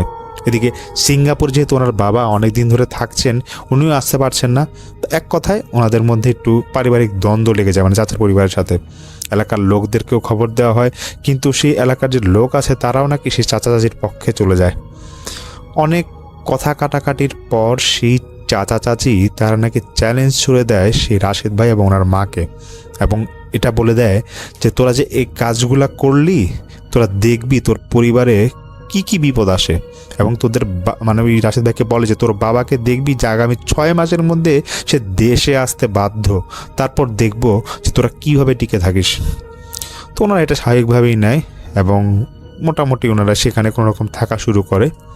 ঠিকই 7 দিন পর রাশেদ ভাইয়ের বাবা ফোন দিয়ে জানিয়ে দেয় যে সিঙ্গাপুরে আর ওনার বেশি দিন থাকা হবে না, কারণ ভিসা যে জটিলতা আছে সেটা নাকি শুরু হয়ে গিয়েছে। এবং 10 দিনের মাথায় রাশেদ ভাইয়ের বাবা এসে পড়ে। তিনি বাসায় আসার পর বেশ খানিকটা অসুস্থ হয়ে যায়। তারপর যখন আস্তে আস্তে সুস্থ হয়, তিনি তো কাজকর্ম তো ওনার তেমন ছিল না এবং বিদেশেও যেতে পারছে না। তো তিনি ঠিক করে যে একটা অটো কিনবে এবং অটো কিনে তিনি অটো চালাবে। এবং অটো চালানোর একটা উদ্দেশ্য উনি বলে যে আমি দরকার রিক্সা চালাবো, তবু আমার ছেলেকে আমি পিএইচডি করিয়ে ছাড়বো। তখন তো রাশেদ ভাই ইন্টারে পড়ছেন। তো ওনারা 4 বন্ধু মিলে কোনো রকম কলেজে একটা থাকা খাওয়ার ব্যবস্থা হয়, ওনারা এখানে পড়ালেখা শুরু করেন। তো এরকম প্রায় সময় ওনাদের প্রিন্সিপাল নাকি এসে দেখতো যে না, ছেলেগুলো যেহেতু ভালো পড়ালেখা করছে তাহলে এখানে ওরা মোটামুটি ফ্রিভাবে থাকা শুরু করুক। তো ওনাদের এরকম থাকারও ব্যবস্থা করে দেওয়া হয় ফ্রিভাবেই। তো কয়েকদিন পর সেই রাশেদ ভাই তিনি বাড়িতে যায়। তো বাড়িতে গিয়ে উনি খেয়াল করছে যে ওনার বাবার আচরণ জানি কেমন, মানে অযথা গালাগালি করা শুরু করেছেন। এবং এটা নাকি 2-1 দিন থাকার পর দেখছে রেগুলারই করছে। অটো চালিয়ে যখন তিনি বাড়ি দেখতে তখনই উল্টাপাল্টা কথা বলতো।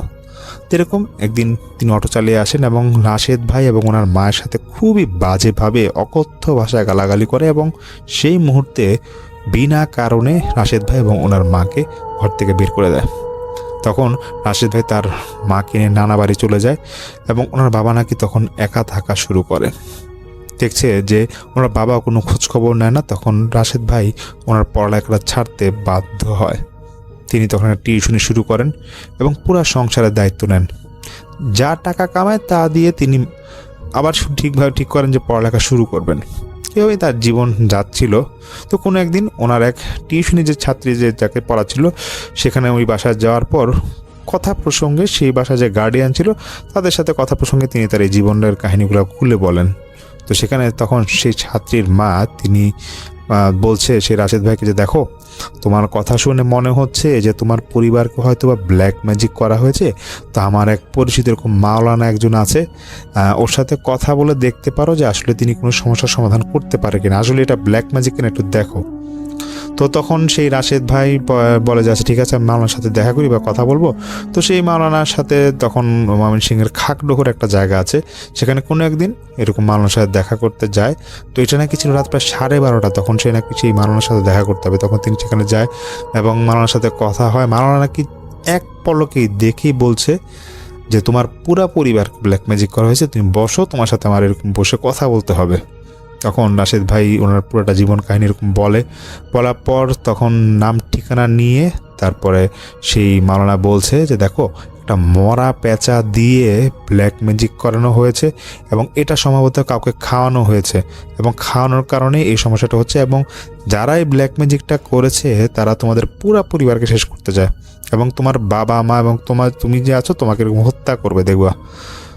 তো এটা শোনার পর রাশেদ ভাইয়ের খুব মন খারাপ হয় এবং সেই কবিরাজ যেটাও বলে যেটা আসলে যে সমস্যাটা হচ্ছে এটা সমাধান আমি হয়তো করতে পারবো না, কিন্তু তুমি এরকম বড় এরকম হুজুর কবিরাজ দেখাতে পারো, দেখো এখানে আসলে কোনো সমাধান হয় কিনা। বাট কী হয়েছে এটা উনি বলে দিয়েছে আর কি। তাও হুজুর কিছু রিচুয়াল দিয়েছিল, কিছু আমল দিয়েছিল, কিন্তু আসলে সঠিকভাবে এরকম সমস্যার সমাধান হয় না। এবং হুজুর এটাও বলেছে যে সেই সামনে নাকি আরও বিপদ ঘটতে পারে। দিন মোটামুটি ভালোই যাচ্ছিল রাশেদ ভাইয়ের, কিন্তু একটাই সমস্যা, ওনার পরিবারের মিল হচ্ছিল না। তো উনি রাশেদ ভাই বলে যে তার পরবর্তীতে নাকি একটা সমস্যা হয়ে যায় যে ওনার বাবা নাকি ওনাদেরকে একবার সহ্য করতে পারতো না। আগে তো নাকি তার টুকটাক কথা বলতো, তারপর নাকি কথা বলা বন্ধ করে দেয় এবং কথা প্রসঙ্গে যখনই কথা হয় তখনই নাকি বলে যে ওনারা যদি সামনে কখনো আসে তাদের নাকি হত্যা করবে। রাশেদ ভাই আমাকে বলেছে যে ভাইয়া দেখুন এই সমস্যাটা তো আমার ফ্যামিলিতে হয়েই যাচ্ছে এবং অনেক কবিরাজ দেখানো হয়েছে, অনেকে তো এরকম টাকা নিয়ে আমাদেরকে ঘুরিয়েছে কিন্তু কোনো সমস্যার সমাধান করতে পারে না। এবং রাশেদ ভাই এই কারণে আমাকে বলেছে যে ভাই আমাদের পরিবারে এখনও এই সমস্যাটা রয়ে গিয়েছে এবং তিনি এই ভৌতিকতার মাধ্যমে দোয়া চেয়েছেন যাতে ওনার পরিবার আবার ঠিক আগের মতো ওনারা যাতে সুখীভাবে বসবাস করতে পারে, জন্য তিনি দোয়া চেয়েছেন। আমরাও দোয়া করি, আমি দোয়া করি যাতে আপনি আবার আপনার পরিবার নিয়ে আবার রাশেদ ভাই আবার আপনি আমার পরিবারকে নিয়ে একসাথে থাকতে পারেন। যাই হোক, আমি এখন আরেকটি ঘটনায় চলে যাব। এই ঘটনাটা যিনি পাঠিয়েছেন তিনি তার নাম প্রকাশ করতে মানা করেছেন এবং তিনি বলেছেন যে নামটা যদি নেয় ওনার পারিবারিকভাবে এবং ব্যক্তিগতভাবে বেশ সমস্যা হবে, কারণ এই নাম ওনার নিজের নাম নিয়ে নাকি আগেও ঘটনা প্রকাশ করেছিলেন, তখন নাকি তার এই সমস্যাগুলো হয়েছিল। আসলে এই নাম প্রকাশ করানো অনেকে আমাকে প্রশ্ন করেন যে ভাই এরকম নাম প্রকাশ করার সমস্যাটা কি। আসলে এই সমস্যা কি শুনলেনি যে নিয়ে আমাকে এখন ঘটনা পাঠিয়েছেন, ওনাকে ব্যক্তিগতভাবে অনেক সময় সমস্যা হয়, মানে এই জিন রিলেটেড সমস্যা নাকি হয়। যাই হোক, এখনকার ঘটনাটা যিনি পাঠিয়েছেন তার ছদ্মনাম রোদেলাপও তিনি নীলফামারী থাকেন। তো নীলফামারী থাকেন, ওনার আগে যে ঘটনাটা সেটা 1962 সালের ঘটনা। উনি ওনার আপন দাদির কাছ থেকে শুনেছেন এবং ওনার এলাকায় এই ঘটনাটা ঘটে। তো ওনার দাদির বয়স তখন 10 কি 11 বছর হবে। ওনারা যে জায়গাটায় থাকতো সেটা নাকি মুক্তিযুদ্ধের পরের এই জায়গাটা নাকি মানে খুব একটা পপুলার জায়গা ছিল। সেই জায়গাটা যদিও তিনি জায়গাটার নাম আমাকে বলতে মানা করেছেন, তো এটা দিনাজপুরের কোন একটা জায়গা হবে, এটা চিনির বন্দর নামে নাকি অনেকে চিনত, কিন্তু সেই যে এক্স্যাক্ট এলাকাটা কোনটা সেটা তিনি আমাকে শেয়ার করতে মানা করেছেন। তো সেখানে ওনার দাদি যে গ্রামে থাকতো সেখানে একটা লোক থাকতো, তার নাম ছিল দেবাসু। সেই লোকটা মূলত কৃষিকাজ করতো এবং কৃষিকাজের পাশাপাশি তিনি বর্ষাকালে মাছ ধরতে যেতেন এবং মাছ ধরতে নাকি ওনার বেশ ভালো লাগতো। ওনার বাড়িতে ছিল বাবা মা, স্ত্রী সন্তান, ভাই এবং ভাইয়ের বউ। তো কোনো এরকম বর্ষার সময় তিনি এরকম রাত্রেবেলা মাছ ধরতে যাবেন, একাই মাছ ধরতে যাবেন। তখন রাত 10টা কি 11টা বাজে।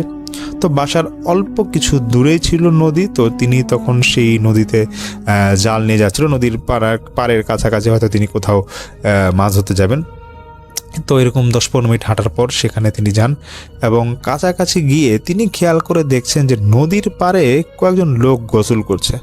তিনি হয়তো ভাবে যে ওরা হয়তো মাছ ধরতে এখানে আসছে, কিন্তু তিনি যখন আরও কাছাকাছি যান গিয়ে দেখছেন যে না, এখানে তো জাল দেখতেছি না আশেপাশে, তারা গোসলই করছে। একটু অবাক হন যে রাত 10টা-11টার সময় এখানে তো কেউ গোসল করার কথা না। তিনি যখন আরও কাছাকাছি যান গিয়ে দেখছেন যে পুরো বিবস্ত্র অবস্থায় 4-5 জন মিলে গোসল করছিল।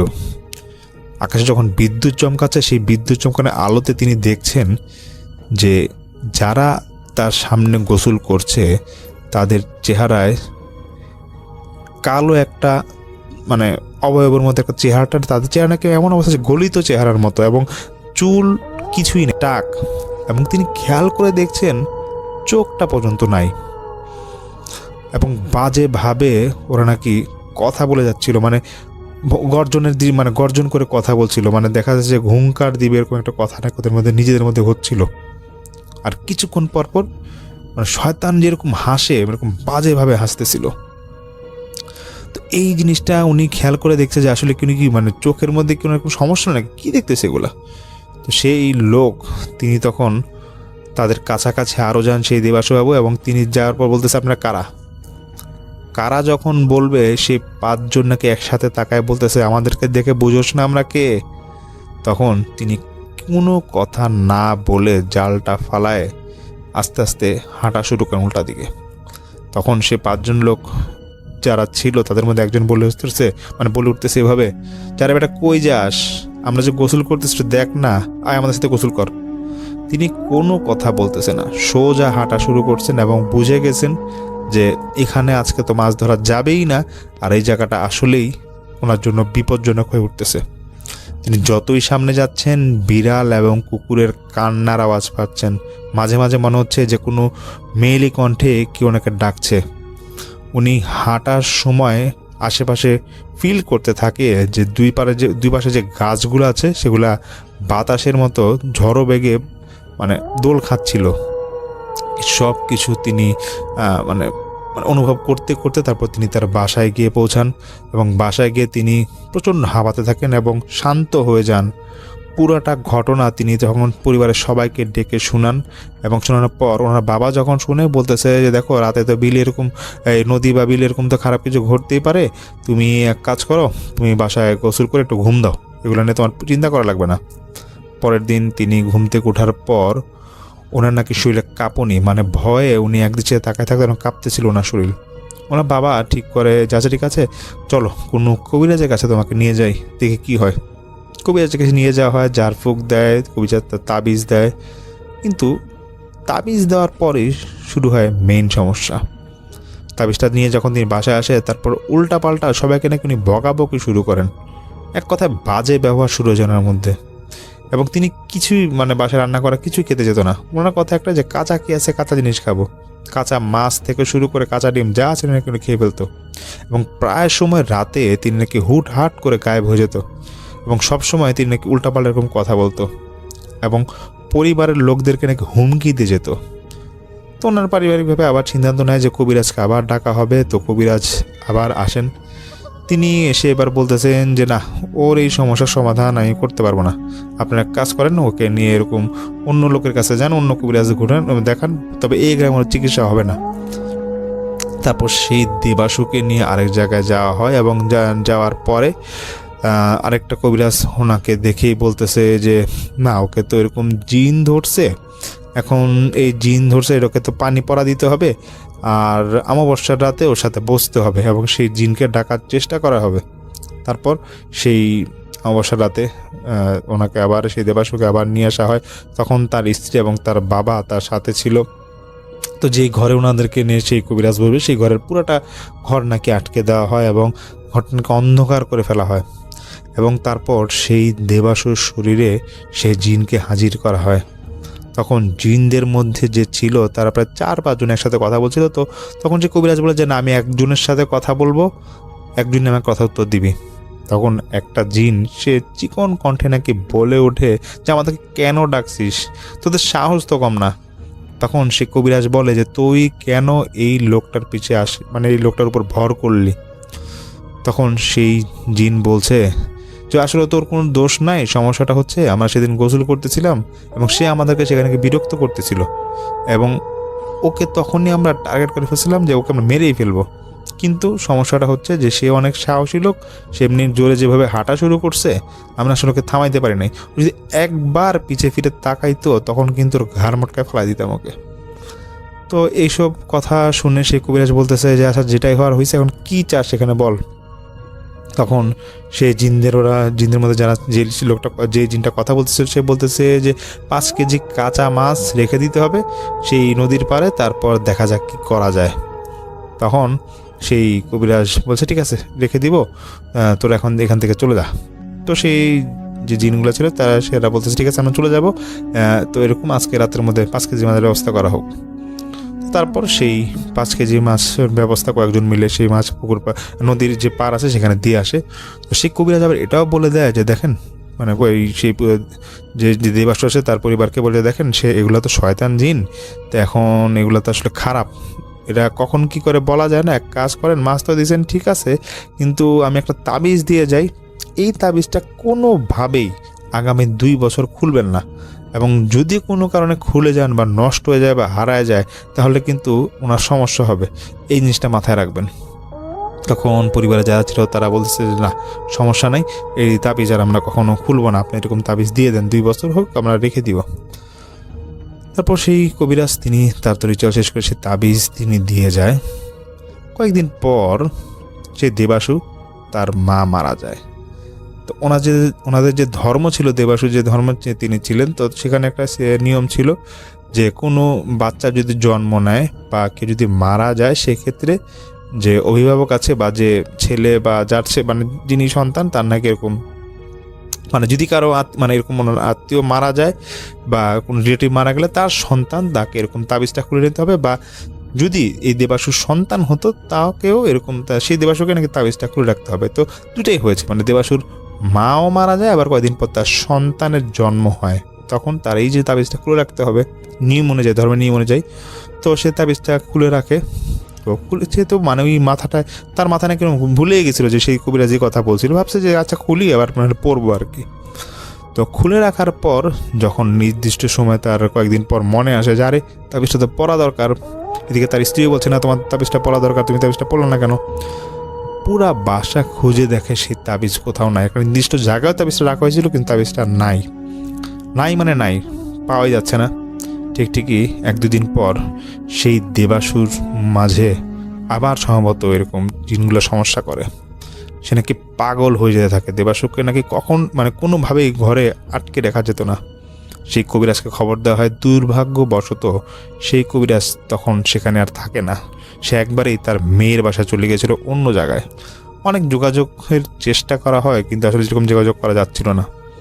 সেই দেবাসু নাকি আবারও সে আগের মতো প্রতি রাতে বাসা থেকে বের হয়ে যেত এবং কাউকে নাকি চিনতে পারতো না, কিছুই খেত না, খারাপ ব্যবহার করতো। এরকম নাকি প্রায় 14-15 দিন পর আবার সে নিজের থেকে বাসায় এসে পড়তো, এভাবে চলতেই ছিল। তো এই যে সমস্যাগুলো, এখন তো ওরা আবার এরকম কবিরাজের সাথে দেখা করায়, কিন্তু এখন আর কোনো কবিরাজ আর নাকি সমস্যার সমাধান করতে পারে না। দেবাসু মানসিক ভারসাম্যহীন হয়ে পাগলের মতো রাস্তায় ঘুরে বেড়াতো। একবার নাকি সে বাসা থেকে বের হয়ে যায়, তারপর তাকে অনেক খোঁজা হয় আর খুঁজে পাওয়া যায় না। রোদেলাবু বলে যে ওনার দাদি বলে যে এখনও তো তিনি গ্রামেই আছেন, আজ পর্যন্ত দেবাসুকে আর খুঁজে পাওয়া যায়নি, সে যে বার হয়েছিল বাসা থেকে। এবং তার পরিবার অনেক খোঁজাখুঁজি করে কিন্তু দেবাসুকে আর পাওয়া যায় না, সে কি বেঁচে আছে না মারা গিয়েছে এটা নাকি তারা বলতেই পারে না। তো এটা একটা ঘটনা যেটা রোদেলাবু তিনি তার দাদির কাছ থেকে শুনেছেন, তিনি এটা শেয়ার করেছেন।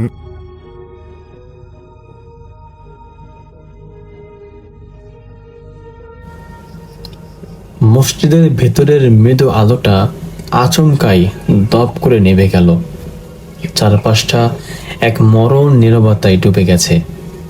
তখনই মেহরাবের অন্ধকার কোণ থেকে একটা তীব্র কর্কশ ঘর শব্দ ভেসে এলো।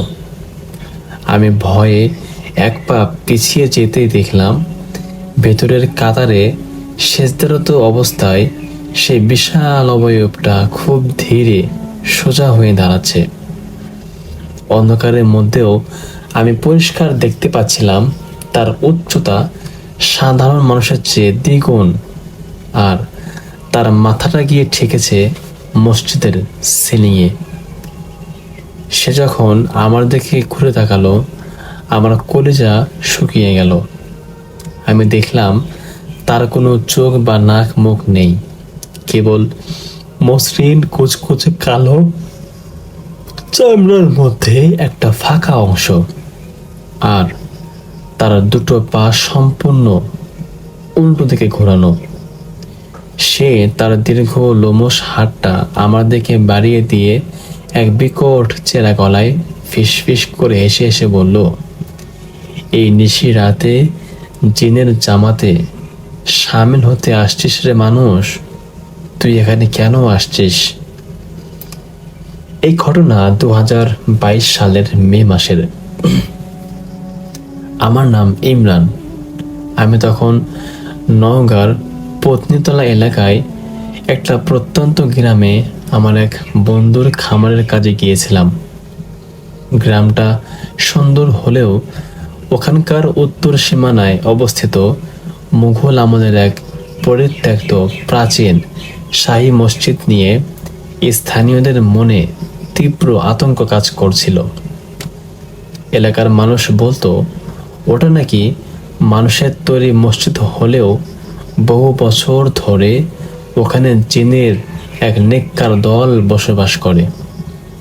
তারা গভীর রাতে সেখানেই ইবাদত বন্দেগী করে।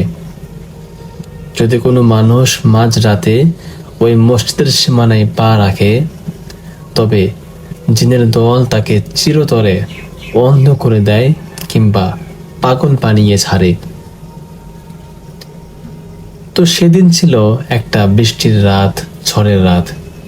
রাত তখন আনুমানিক 2:15 কাজের চাপ শেষ করে আমি যখন মোটর সাইকেল নিয়ে ঘরে ফিরছিলাম, তখন হঠাৎ করে প্রচণ্ড ঝড় আর বজ্রপাত শুরু হলো। বৃষ্টির তোড়ে সামনের রাস্তা 1 ইঞ্চিও দেখতে পাচ্ছিলাম না, আর আমার বাইকের ইঞ্জিনটা মাঝ রাস্তায় একটা বিকট শব্দ করেও বন্ধ হয়ে গেল। আমি নিরুপায় হয়ে আশ্রয় খোঁজার জন্য আমি সেই পরিত্যক্ত শাহী মসজিদের ভাঙ্গা তোরণের নিচে দিকে দাঁড়ালাম। ভেতরে কোনো লাইট ছিল না, কিন্তু বাইরে ঘন ঘন বিজলি চমকানোর কারণে মসজিদের ভেতরের ভাঙ্গা দেয়ালগুলো আবছা আবছা দেখতে পাচ্ছিলাম।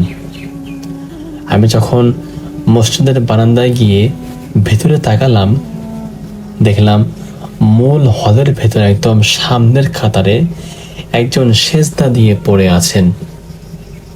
তার পরনে ধবধবে সাদা পোশাক। আমি ভাবলাম হয়তো কোনো নিঃসঙ্গ মুসাফির ঝড়ের কবলে পড়ে এখানে আশ্রয় নিয়েছেন এবং নামাজ পড়তেছেন। আমি একটু সাহস পেয়ে ভেতরের দিকে পা বাড়ালাম এবং বললাম, আসসালামু আলাইকুম ভাই, বাইরে তো প্রচণ্ড ঝড়। এই কথা বলা শেষ হওয়ার আগেই বিজলি চমকানো বন্ধ হয়ে গেল এবং চারপাশটা এক অলৌকিক নিস্তবতায় ডুবে গেল। বাইরে ঝড়ের শব্দ, বৃষ্টির আওয়াজ সব এক পলকে গায়েব হয়ে গেল। ঠিক তখনই সেজদারত সেই অবয়বটা অদ্ভুত এক ঝটকায় সোজা হয়ে দাঁড়িয়ে গেল। সে যখন সোজা হয়ে দাঁড়ালো, আমার চোখের মনে চড়ক গাছ হয়ে গেল। তার মাথাটা প্রায় 10 ফুট উঁচুতে থাকা মসজিদের সিলিংয়ে ছুঁয়ে ফেলল। সে যখন ধীর গতিতে আমার দিকে ঘুরল, বিজলির আর এক পলকে আলোয় আমি দেখলাম তার মুখে কোনো চোখ নেই, নাক বা চামড়াও নেই, কেবল কুচকুচে কালো অন্ধকারে একটা শূন্য গর্ত হয়ে আছে।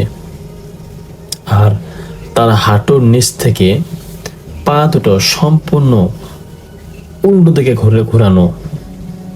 মুহূর্তের মধ্যেই ভয়ে আমার পুরো শরীরটা অবশ হয়ে গেল। পা দুটো মেঝের সাথে জ্যাম হয়ে গেল। সে তার সেই দীর্ঘ কঙ্কাল ছাড়া হাতটা বাড়িয়ে এক ঝটকায় আমার গলাটা চেপে ধরে আমাকে মেঝে থেকে শূন্যে তুলে ফেলল। তার হাত থেকে তীব্র পোড়া, সালফার আর গন্ধকের গন্ধ আসছিল। সে তার সে অবয়বহীন মুখের ভেতর থেকেই এক বিকট চেরা গলায় ফিসফিস করে বলে উঠল, জিনের নামাজে বিঘ্ন ঘটানোর শাস্তি কি তুই জানিস? তুই কি বুঝতেছিস এখন তোর কি হবে? তো এমনটা বলতে বলতেই অক্সিজেনের অভাবে আমার চোখ দুটো উল্টো হয়ে আসছিল। আমি শেষ শক্তিতে মনে মনে আল্লাহু আকবার বলে চিৎকার দেওয়ার চেষ্টা করলাম। আমি যেই না চিৎকার দেওয়া শেষ করলাম, অলৌকিকভাবে আল্লাহর নাম মুখে আসতেই এক তীব্র অদৃশ্য বাতাসের ধাক্কায় সে আমাকে মেঝেতে আছাড় দিয়ে ফেলে দিল, আর এক মুহূর্তের মধ্যে পুরো অবয়বটা ধোয়ার মতো সেখানে মিলিয়ে গেল এবং আমি খুব তড়িঘড়ির মধ্যে হিমশিম খেয়ে সেখানেই অজ্ঞান হয়ে পড়ে গেলাম। পরদিন ইমাম সাহেব সহ স্থানীয় লোকেরা আমাকে সেই পরিত্যক্ত মসজিদের থেকে উদ্ধার করে এবং আমাকে কাছের একটা হসপিটালে নিয়ে যায়। আমার জ্ঞান ফিরতে প্রায় 3 দিন সময় লেগেছিল এবং আমার বুক ও গলায় সে রাতে চেপে ধরা পুরো কালো রঙের নখের দাগ স্পষ্টভাবে বসে গিয়েছিল।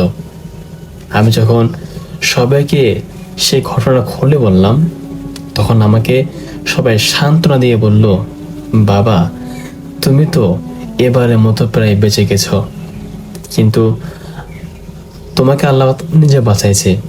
কিন্তু এখানে সহজে কেউ বাঁচে না, যারা আসে হয়তো পাগল হয়, নয়তো অন্ধ হয়ে যায়।